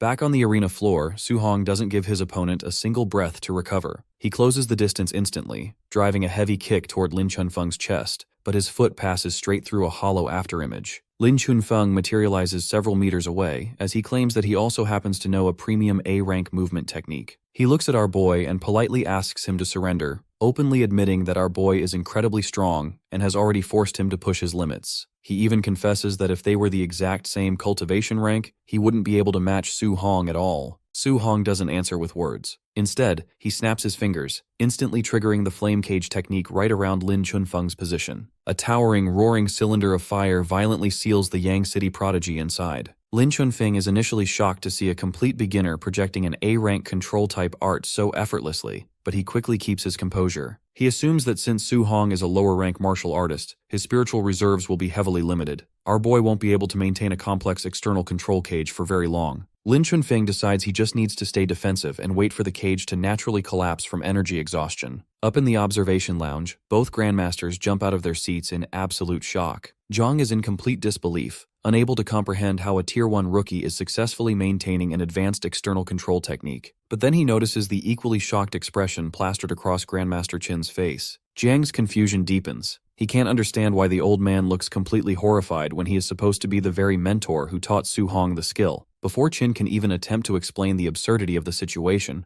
Jiang's mind processes another terrifying realization. Su Hong was just using a high-level wind attribute movement technique a second ago, and now he is casually deploying a massive fire attribute control art. The younger Grandmaster tries to calm his racing heart, rationalizing that since our boy is splitting his focus across multiple elements, the complex flame cage will inevitably collapse even faster. But Grandmaster Qin points directly at the them and telling Jiang to look closer. Hovering right in the center of Su Hong's right palm is a brilliant, blazing arrow of pure white fire. Jiang's jaw drops. Our boy isn't just holding the barrier, he is actively condensing a highly lethal offensive strike while simultaneously maintaining a massive external control cage, a dual-tasking feat of spiritual control that even Tier 3 peak warriors struggle to execute. Su Hong rushes straight through the perimeter of the flaming cage, driving his white-hot fist directly toward Lin Chunfeng. The Yang City prodigy frantically deploys his wood evasion shield one more time to block the incoming strike, but the elemental superiority of the white flame completely incinerates the barrier upon contact. Su Hong's punch drives clean through the defense, burying itself hard straight into Lin Chunfeng's gut. The sheer, unbridled kinetic shockwave ripples through the prodigy's torso, causing him to instantly cough up a spray of blood as he is violently blasted across the arena floor. Even after taking a devastating punch directly to his gut, Lin Chunfeng groans in intense pain, but somehow manages to stay on his feet. He immediately activates his innate healing power to stitch his internal injuries back together, relying on the unique cellular regeneration of his wooden spirit body. Realizing a single strike isn't going to be enough to keep the prodigy down, Su Hong rushes forward again, ready to rain down a relentless barrage of punches before Lin Chunfeng's body hits its recovery limit. Lin Chunfeng, however, remains stubborn. He confidently tells Su Hong that a lower-level martial artist still can't bridge the gap to defeat him, openly challenging our boy to see what gives out first: the spiritual stability of the flame cage, or the endless regeneration of the wooden spirit body. Knowing his current spiritual energy reserves will indeed burn out if he keeps multitasking the barrier, Su Hong voluntarily dispels the roaring cage himself. A smug smile crosses Lin Chunfeng's face, instantly assuming the Star City rookie is finally running on empty and giving up. But the next split second, his smug expression turns into absolute horror. Su Hong stands with his palm extended, gathering a wildly volatile, swirling mass of energy. He casually remarks to his opponent that he didn't originally plan on using this particular move today, since it drains a massive amount of his concentration. Lin Chunfeng feels the air turn electric and senses the sheer lethality of the impending attack. Panicking, he manifests a massive, multi-layered defensive wall of thick, reinforced wood. It is completely useless against our boy's raw elemental fusion. The chaotic mixture of fire and lightning tears through the dense wooden barriers like wet tissue paper, shattering the defense instantly and blasting Lin Chunfeng clear across the stadium floor. The underground arena erupts into a massive commotion. The onlookers can clearly feel the residual shockwaves, whispering in shock because the raw density of that single blast easily scales to the level of a refined S-rank technique. Up in the VIP box, a completely shell-shocked Grandmaster Jiang turns to Grandmaster Qin, openly admitting that this Star City kid is a terrifying monster. Grandmaster Qin thoroughly enjoys the look of pure despair on his rival's face. He leans back, casually rubbing salt in the wound by telling Jiang that our boy actually mastered that impossible fusion technique in less than a single month. He proudly adds that Su Hong possesses a flawless 100% affinity across all elements. Hearing that a Tier 1 rookie is successfully cultivating all 7 attributes completely roasts the younger Grandmaster's brain. With the match officially over, it is finally time for Jiang to pay up and fulfill his heavy end of the wager. Since it was already decided that he would teach his exclusive Thunder Spear technique to the victor, Grandmaster Qin steps up and demands the bonus prize, asking Jiang to also hand over his personal Palm Lightning technique. Feeling completely exhausted and financially ruined, Jiang can only sigh and nod in agreement. Later that afternoon, the group moves into Jiang's private, reinforced training hall. Looking at Su Hong, Grandmaster Jiang can't help but feel incredibly nervous. He has never encountered a freak of nature like this kid in his entire martial arts career. Shaking off the tension, he begins breaking down the fundamentals of his signature spear style, introducing it as the 9 sky-breaking spears. He demonstrates the stance, explaining that the high-level art consists of 9 precise movements divided into 3 distinct forms. Every 3 moves combine to create 1 complete form, and each consecutive form is vastly more destructive and exponentially harder to learn than the last. Under normal circumstances, Jiang notes he would never dream of teaching this style to any warrior below Tier 4. However, believing a genius like Su Hong can at least grasp the basic mechanics of the opening stance, he tells our boy to watch his movements closely. Jiang grips his heavy spear and unleashes the first form, River Flip, causing the air in the room to warp. Without pausing, he transitions smoothly into the second form, Sea Overturn, creating a roaring vortex of wind intertwined with brilliant, jagged arcs of white lightning. Standing on the sidelines, Su Hong can clearly sense the immense pressure of the technique. The localized elemental storm makes him feel as though he is standing in a tiny, fragile boat in the middle of a raging ocean, where a single stray bolt of lightning could easily cripple him on the spot. Finally, Jiang drives his weapon forward into the devastating third form, Skybreaker, unleashing a massive, terrifying tornado that rattles the reinforced walls of the training facility. It is obvious to Su Hong that the Grandmaster is heavily holding back his true destructive power to keep the entire room from collapsing, but the residual aftershocks alone are enough to make the air vibrate. Su Hong realizes that compared to this level of peak Grandmaster power, his current self is still as small as an ant, but a deep confidence burns in his chest. He knows with absolute certainty that this catastrophic power will belong to him in the near future. With the demonstration finished, Jiang tells our boy to start practicing the basic forms on his own, and instructs him to ask any questions if he runs into a wall. Su Hong politely thanks the senior expert for his time, but Jiang just brushes it off, grumbling that it's simply a condition of a lost bet. He then drops a massive hint, explaining that once Su Hong successfully masters the first form of the spear art, they will move on to the second reward, the Palm Lightning. He reveals that the raw, explosive output of the palm lightning is actually vastly superior to the 9 sky-breaking spears. Su-hong is completely taken aback to hear that the jaw-dropping spear style is actually the weaker of the 2 skills. The revelation instantly fires him up, making him incredibly determined to master the entry-level forms of the spear technique as fast humanly possible. Jang leaves the training room shortly after,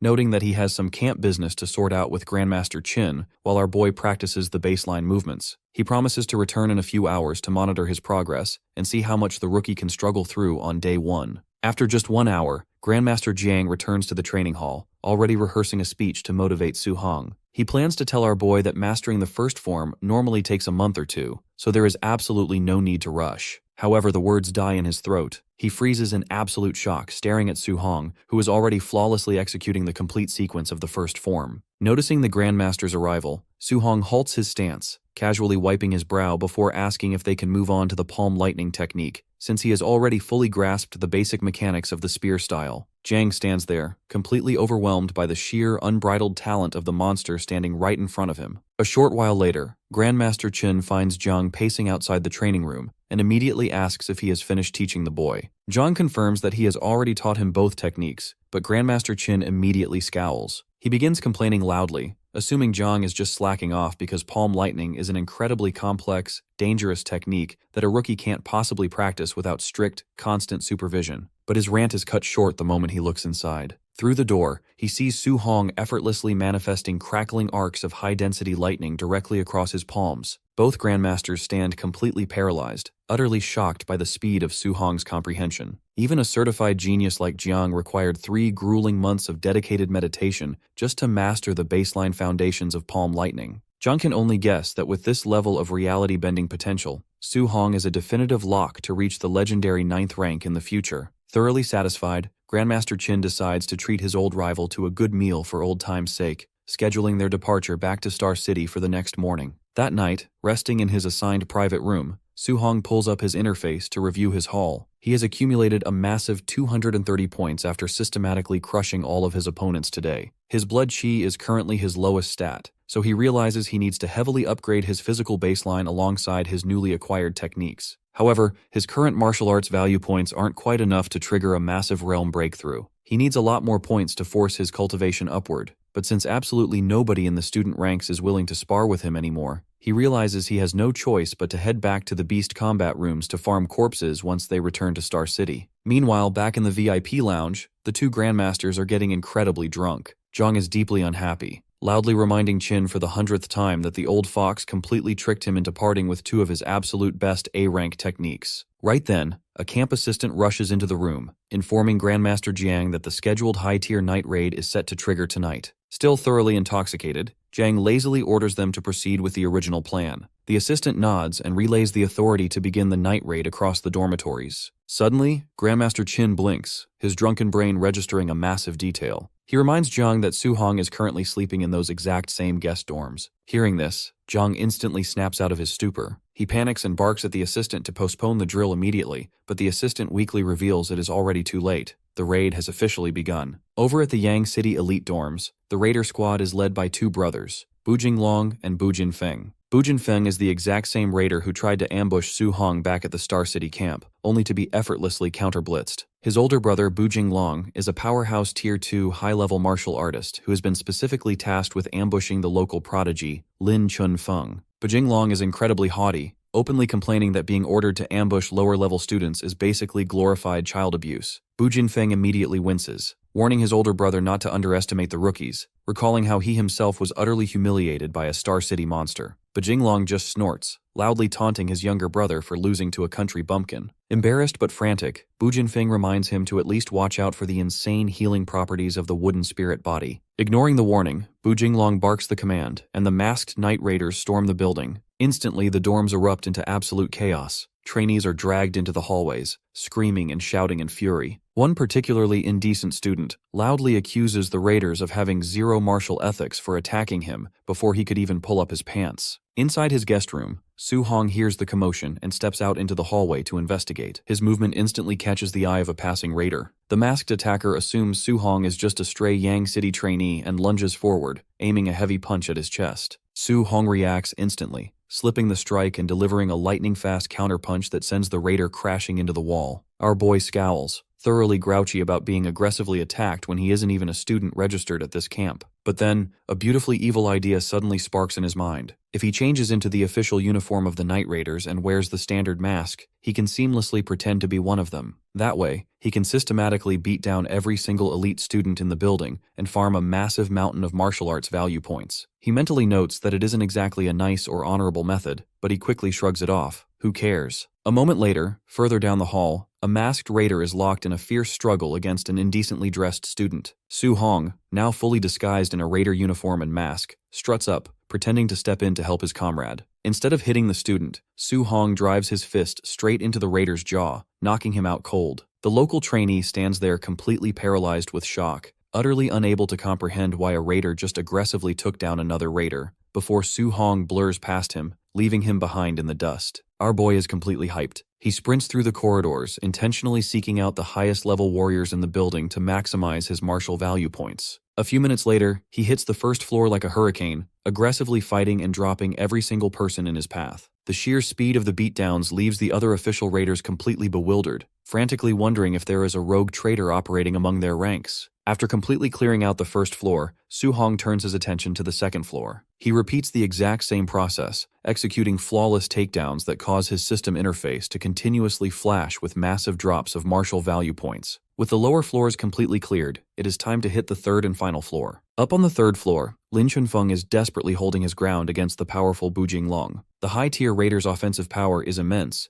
but Lin Chunfeng's wooden spirit body continuously heals his injuries mid-combat, allowing him to leverage his Tier 2 status to maintain a highly competitive defense. When Su Hong steps onto the floor, he finds a large group of official raiders casually standing around the perimeter, eating popcorn and watching the main event since they have already cleared the rest of the local students. Noticing another comrade walking up, they wave him over, casually inviting him to join the circle and watch the show. Su Hong steps into the center of the room, and a brilliant, crackling aura of white lightning instantly ignites around his fist. The surrounding raiders freeze, completely stunned by the sudden, terrifying spike in elemental energy, frantically questioning what this guy is actually intending to do. Launching himself straight into the crowd of raiders, Su Hong loudly declares that he has zero interest in watching Lin Chunfeng's match, because he is already putting himself directly into action. Within seconds, his fists blur, knocking out the small fry raiders one by one like bowling pins. The sudden violence forces both Lin Chunfeng and Bu Jinglong to completely halt their duel. They step back, staring in absolute jaw-dropping shock at the masked madman clearing the room. Knocking down the final official raider, Su Hong casually cracks his knuckles. He locks his eyes onto the remaining two fighters, pointing a finger at both of them, and bluntly commands both opponents to step up and attack him at the exact same time. Bu Jinglong turns his full attention toward our hero, completely ready to deal with this masked interloper before resuming his duel with Lin Chunfeng. He arrogantly declares that Night Raiders are strictly supposed to focus on their assigned targets, so he is going to make an example to teach this rule breaker a harsh lesson. He winds back his fist, channeling his high-tier energy into a devastating Vajra fist, but our dude easily catches and blocks the strike with his raw physical power. Shocked by the impact, Bu Jinglong yanks his arm back, his mind racing as he wonders what kind of monstrous strength this random raider possesses. Seeing Su Hong charging right back at them, Bu Jinglong swallows his pride, realizing he has no choice but to yell at Lin Chunfeng to team up with him. Lin Chunfeng agrees immediately, instantly sprouting his wood prison branches to bind the intruder, but Su Hong dodges the roots with absolute ease. Taking advantage of the distraction, Bu Jinglong launches a heavy ambush from behind, but Su Hong instantly protects himself by manifesting the thick earth armor. The dense elemental shield absorbs the blow perfectly, leaving his opponent completely stunned that a rookie can block a Tier 2 high-level strike so effortlessly. The next moment, Su Hong vanishes entirely from their sight. Before Bu Jinglong can even process the speed, a brutal counterstrike hits him, causing him to spit blood. Without slowing down, Su Hong rushes straight toward Lin Chunfeng, crashing down from above to neutralize the Yang City prodigy in a single, definitive shot. With both elites defeated, the system interface flashes, rewarding Su Hong with 140 martial value points from Bu Jinglong and 75 points from Lin Chunfeng.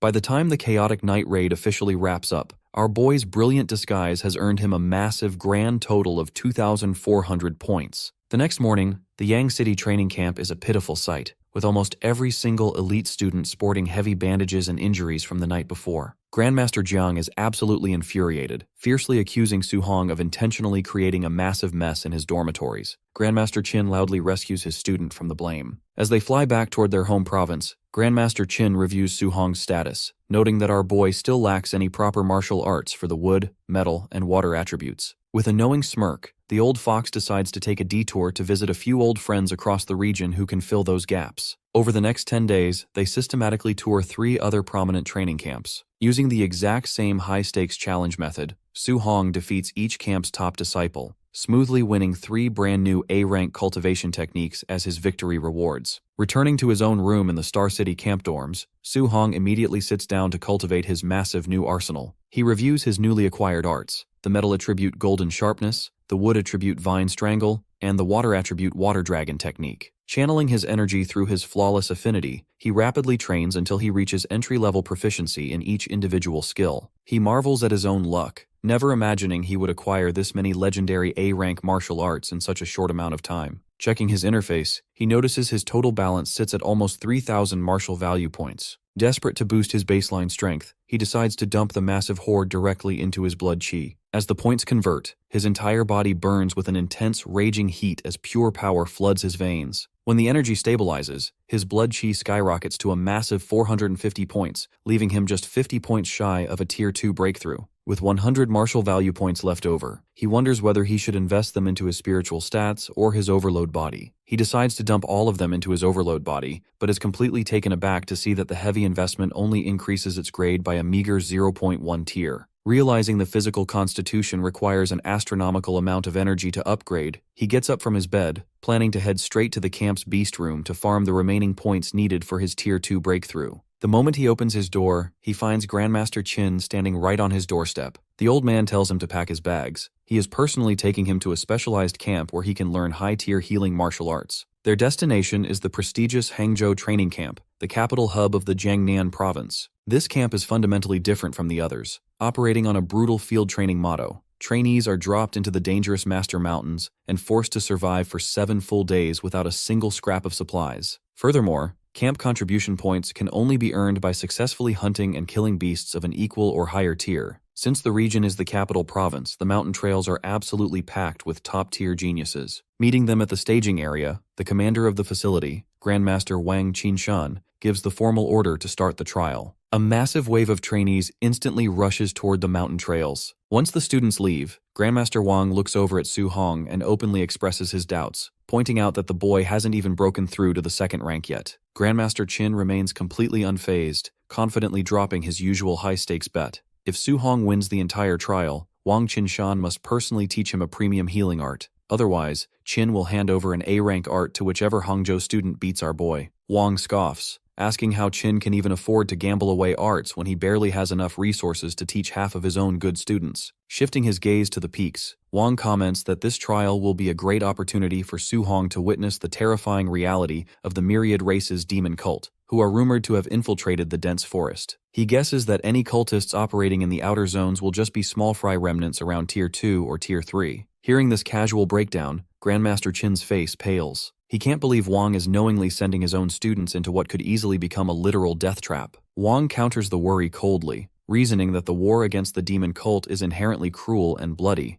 meaning it is far better for his students to go through these extreme hardships early on to become truly strong. Realizing the Hangzhou commander is dead set on this brutal method, Grandmaster Qin completely abandons any hope of Su Hong securing the first-place position. At this point, simply surviving the forest and coming out alive is more than enough. Meanwhile, deep in the mountain forest, our boy is successfully beating and slashing his way through a wave of ferocious beasts. He smoothly sequences his newly mastered arts, unleashing the 9 sky-breaking spears to execute a massive monster, before shifting into a blinding golden sharpness ripple to tear through another charging beast. Shortly after, he systematically defeats a gargantuan python that attempts to ambush and strangle him from the trees using its massive coils. Winning victory after victory, the grueling days pass by in a blur of combat. During a particularly dark night, he encounters another high-tier monster, which he instantly obliterates by channeling a roaring water dragon strike. Finally deciding to call it a night, Su Hong sits down inside a secluded cave to analyze his recent combat metrics. The raw power of these authentic A-rank martial arts is undeniably great, but maintaining them continuously drains his spiritual energy at a rapid pace. He decides it's time to use his accumulated martial value points to force his definitive breakthrough to Tier 2. He dumps the remaining points directly into his blood chi and immediately drops into a deep, meditative cultivation mode, his aura flaring in the shadows. Meanwhile, just outside the cave entrance, a high-ranking member of the demon cult quietly approaches. He is checking up on their hidden sacrifice site, which happens to be the exact same cave our boy has occupied. The cultist skims the perimeter, entirely confident that no human authorities will ever find this secret location deep in the treacherous forest. However, looking down at the fresh beast corpse littered around the entrance, his eyes narrow. He instantly understands that an intruder is currently inside. He haughtily shouts into the darkness, threatening Su Hong to come out immediately, or else he will skin him and eat him alive. The cultist stands outside the cave entrance,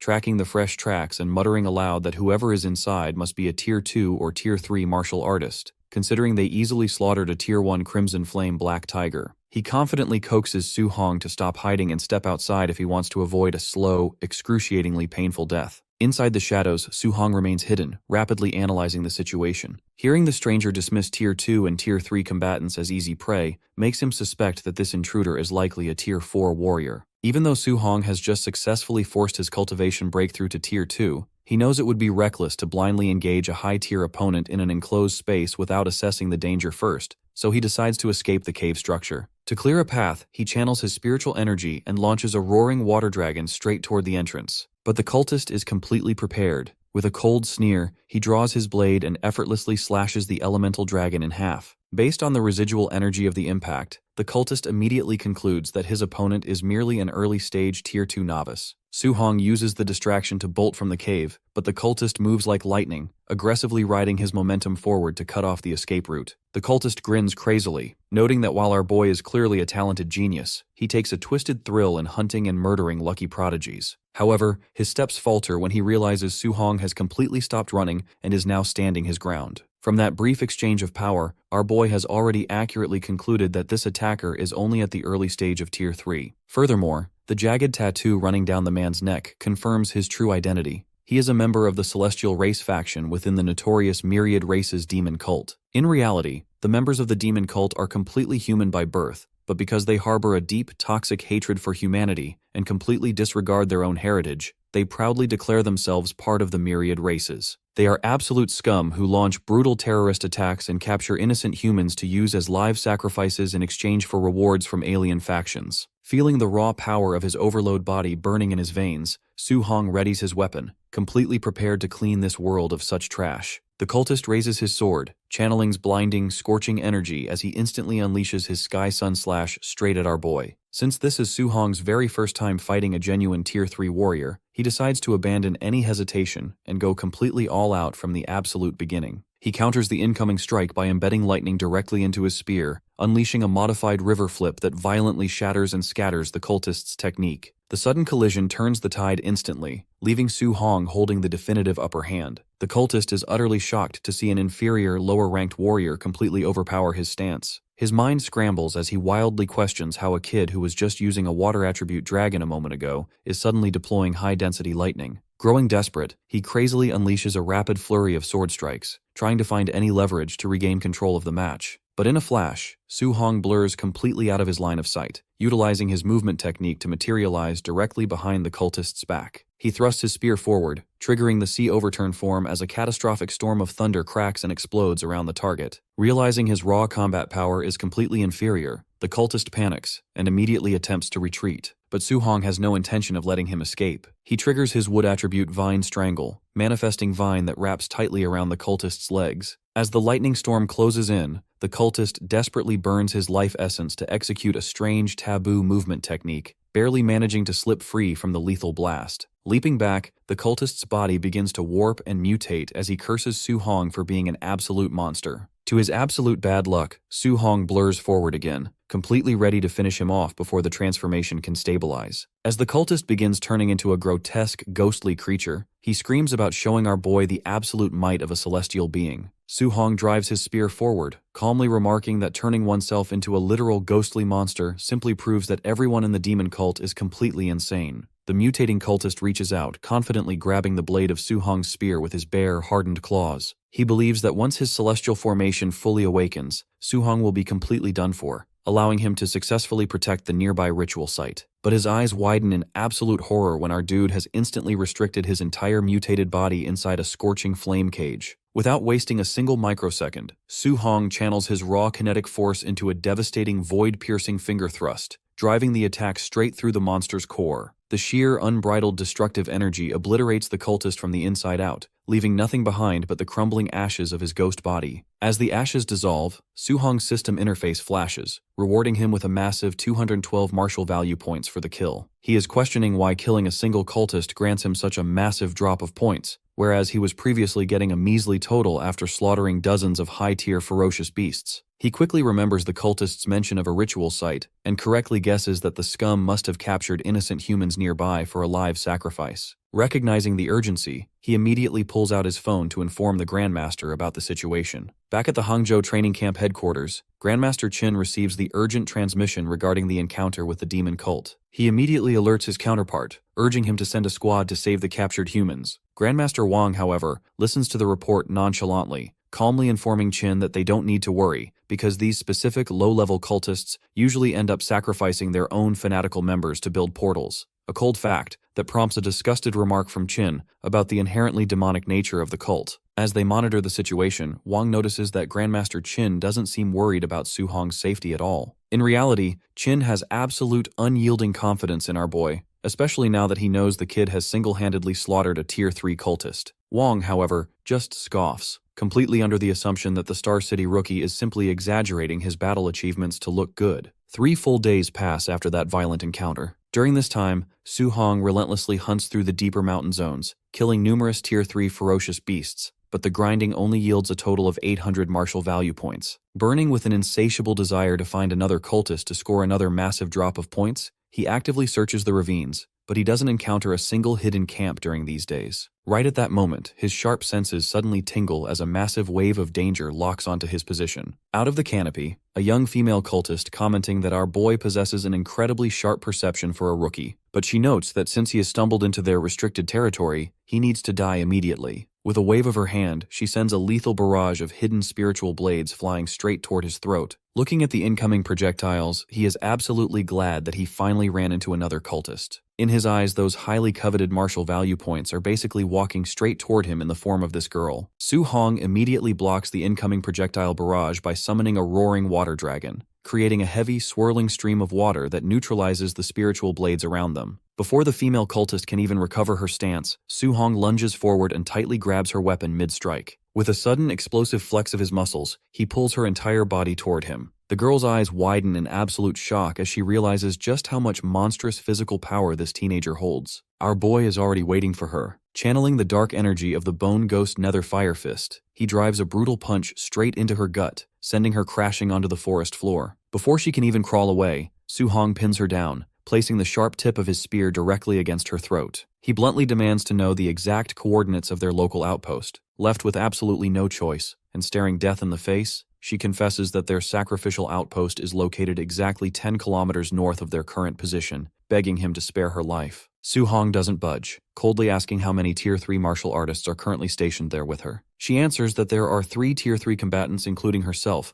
along with 3 Tier 2 martial artists. Su-hong rapidly calculates the numbers in his head. Since he has already personally slaughtered 2 Tier 3 cultists so far, that means there is only 1 left at the base. He immediately plans to raid the entire outpost by himself, eager to harvest all the remaining cultists to earn well over 1,000 martial value points in one clean sweep. With a haul that massive, even his mental power can definitively force a breakthrough to Tier 2. As he is busy planning his massive harvest, the girl suddenly sneers as her body begins to rapidly warp and mutate into her celestial race form. She crazily exclaims that her doubled combat power after morphing will be more than enough to tear him to pieces. But the arrogant sentence dies right in her throat. A devastating arc of the Thunder Spear technique cleanly pierces straight through her chest. The system flashes, rewarding him with 208 martial value points. As usual, our dude only cares about his points. The next day, Su-hong successfully reaches the coordinates of the Myriad Races Demon Cult's sacrificial outpost. Deep in a clearing, a group of high-level cultists has completely surrounded a squad of trapped Hangzhou trainees. Someone had originally lied to these trainees, telling them that there would only be a few scattered opponents at the outpost, scaling to Tier 2 martial artists at best. But the reality is completely upside down. The cultists leading this ambush are all fully refined Tier 3 experts. The bloodthirsty cult commander barks a ruthless order to his minions, telling them to slaughter every single human trainee on the spot. The surrounding cultists rush forward, practically salivating at the chance to butcher these Tier 2 human prodigies. They are completely bloodthirsty, ready to execute them in the most cruel, agonizing ways possible to sacrifice their fresh blood to their dark lord. Realizing they are completely cornered, the human trainees brace themselves, resolving that at the absolute worst, they need to take down as many of these scum as possible before they die. Up in the hidden observation deck, this entire grim scene is being closely witnessed by both Grandmasters. Grandmaster Chin looks on,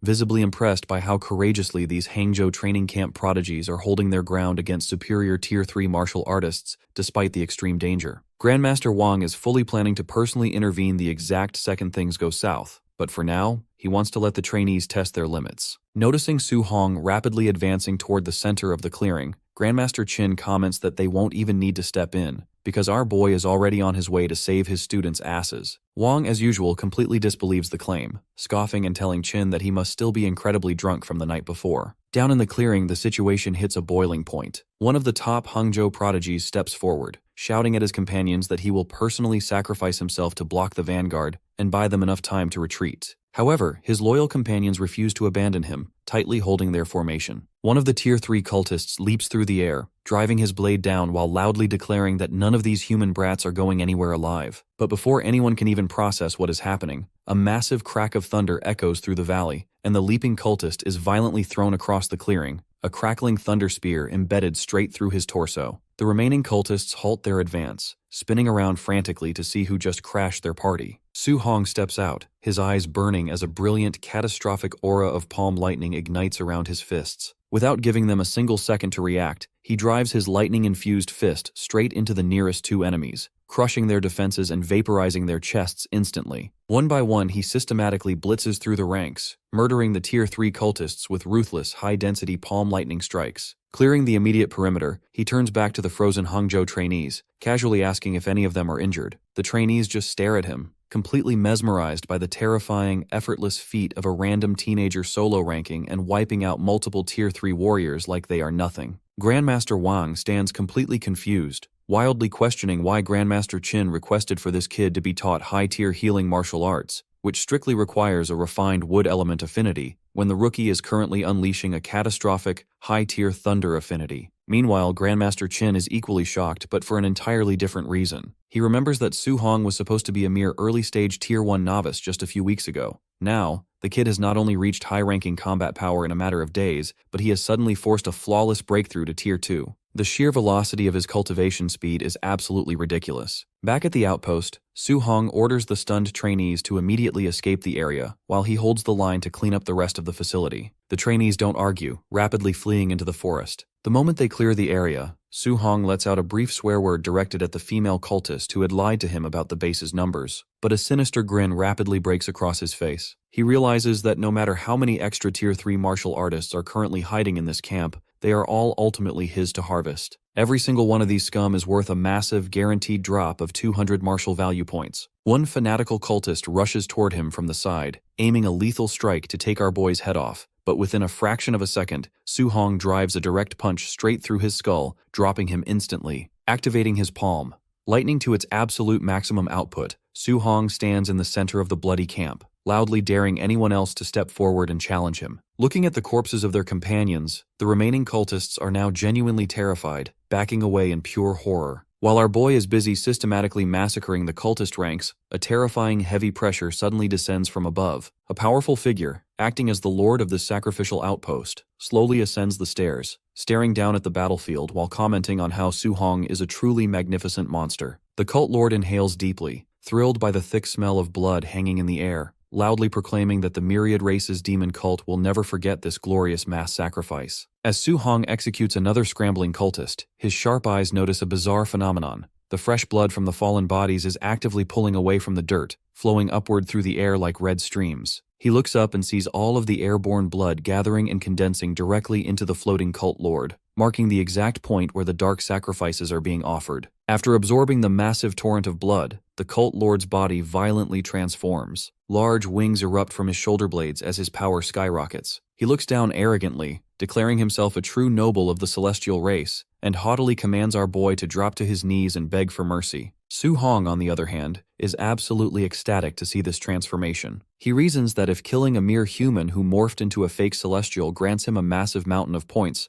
then he can only imagine how many of martial value points he is going to harvest after slaughtering a genuine, fully transformed celestial noble. The celestial noble is absolutely infuriated that a mere human rookie dares to look up at him with such calm defiance. In a swift, blinding blur, he teleports directly behind Su Hong, coldly sentencing him to death. The speed of the maneuver is so astronomical that our boy doesn't even have a split second to dodge. He takes a direct, explosive thunder attack head-on, barely managing to cross his arms and block the impact. The Celestial's eyes narrow in surprise. He certainly wasn't expecting to encounter a member of the human younger generation strong enough to survive a direct blow from him. Su Hong, on the other hand, grunts as he shakes out his numb arms, internally realizing just how terrifyingly potent a genuine celestial being's baseline strength truly is. Sensing future trouble, the Celestial resolves to eliminate this human brat immediately before he can grow into a proper threat. However, because his current vessel is failing, his borrowed body begins to physically collapse under the sheer pressure of his energy before he can even properly ascend to Tier 4. Still, he thrusts his fist forward, confidently assuming that his top-tier Tier 3 peak strength is more than enough to finish the job. Su Hong, however, has already pieced together the clues from the monster's arrogant words. He realizes this man isn't a true-born celestial, but rather a high-ranking celestial soul possessing a human cultist's body, temporarily capping his power at Tier 3. That's why Su Hong unleashes his rushing Thunder Fist, stepping forward to meet the challenge head-on. The two powerhouses exchange a relentless barrage of fists, their collisions shaking the entire clearing. Meanwhile, Grandmaster Qin watches with absolute fascination, deeply impressed that the Celestial's raw combat power is actually great enough to trade blows evenly with our boy. Grandmaster Wang, however, is completely baffled by the scene. He is unable to comprehend the fact that Su Hong isn't just surviving against a cosmic entity, but is actively gaining the upper hand. Su Hong completely overwhelms the Celestial with a series of heavy, violent punches, finally finding a gap to land a devastating blow. Staggering back, the blonde Celestial is frantically demanding to know what kind of monstrous physical constitution our boy possesses. Even back in his primordial battlefield of heaven, his physical strength had never been defeated by anyone in the same realm. Though he can't exert his true original power through this fragile human vessel, he still finds it completely unbelievable that he is being physically pushed back and dominated by a mere human. Su Hong casually taunts the entity by asking if he's tired already. In reality, ever since awakening his legendary overload body, this is the first time Su Hong has actually been forced to think about how to kill an opponent without holding anything back. The golden-haired entity mutters under his breath, hissing that if he were only at his full potential, our boy would be nothing but dust. Su Hong nonchalantly shrugs, reminding him that if he were at his full potential, it would at least make this boring battle somewhat satisfactory for him. Insulted to his very core by a mere human bumpkin, the winged man turns completely infuriated. He roars, instantly activating his innate bloodline technique, the Divine Treasury. Suddenly, dozens of glowing golden ripples open up in the air behind him,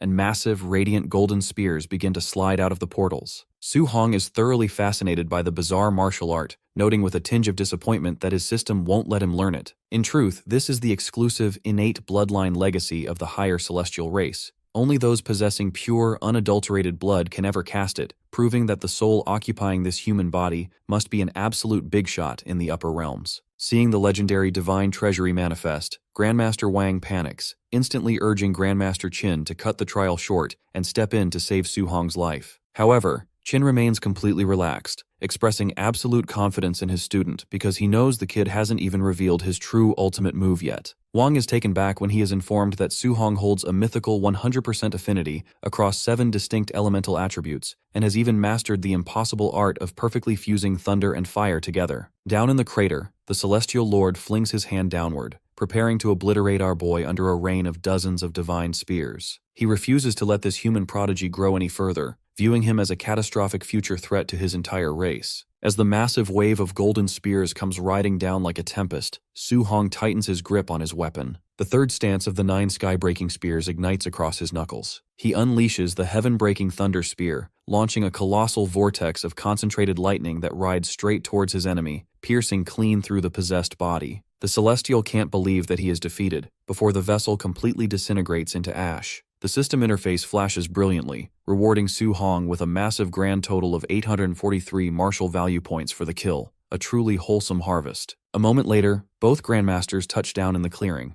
Grandmaster Wang rushes over at him. Su Hong just blinks, completely confused by Wang's over-the-top special treatment. To him, it just felt like a normal, slightly tougher cultist that forced him to use one of his standard trump cards. It leaves him casually wondering what kind of absurd power a genuine, full-blooded celestial genius would actually hold in the upper realms. A few days later, the grueling 7-day Hangzhou field assessment officially comes to an end. The final leaderboard updates, showing our hero sitting comfortably at the absolute top as the undisputed champion with an astronomical score of 17,210 points. An immediate, massive commotion erupts across the entire camp. Staring at the scoreboard, several local trainees loudly complain, claiming that the leaderboard must be heavily glitched or cheated. However, the 3 Hangzhou geniuses whom Su Hong had personally saved step forward immediately, fiercely defending his honor. They provide direct testimonials on his behalf, telling the crowd that Su Hong is an absolute apex genius who single-handedly hunted down and slaughtered a literal army of Tier 3 demon cultists. When the stunned crowd asks where this legendary rookie is currently hiding,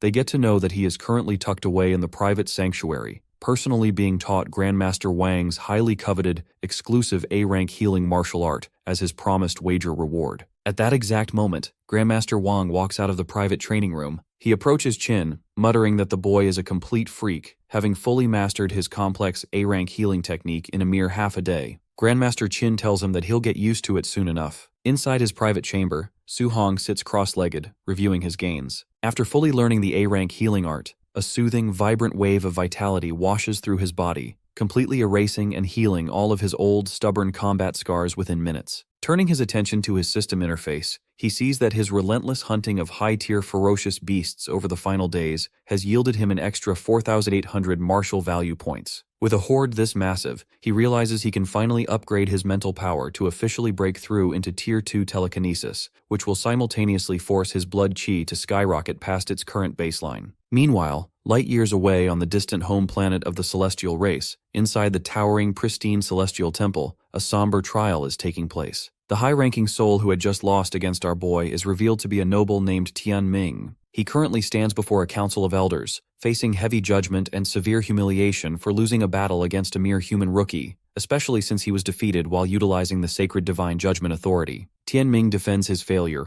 reasoning to the council that the human brat is not a normal prodigy, but an absolute monster genius. Hearing this, Tianshang is formally summoned into the chamber. He steps forward, immediately answering the call of the high elders. One of the supreme authorities looks down, giving Tianshang a cold, absolute order. Execute Su Hong immediately, eliminating him before he can grow into a catastrophic threat against their entire race. Shifting the topic, the elder asks about the status of the sacred artifact fragments they have been tracking within human territory. Tiansheng answers that while there have been reliable rumors of a shard's resonance recently, his scouts have yet to find a single physical piece. The high authority presses down with an intense pressure, commanding him to accelerate the search and retrieve the shards at all costs, ensuring the operation is completed without any human authorities noticing their presence.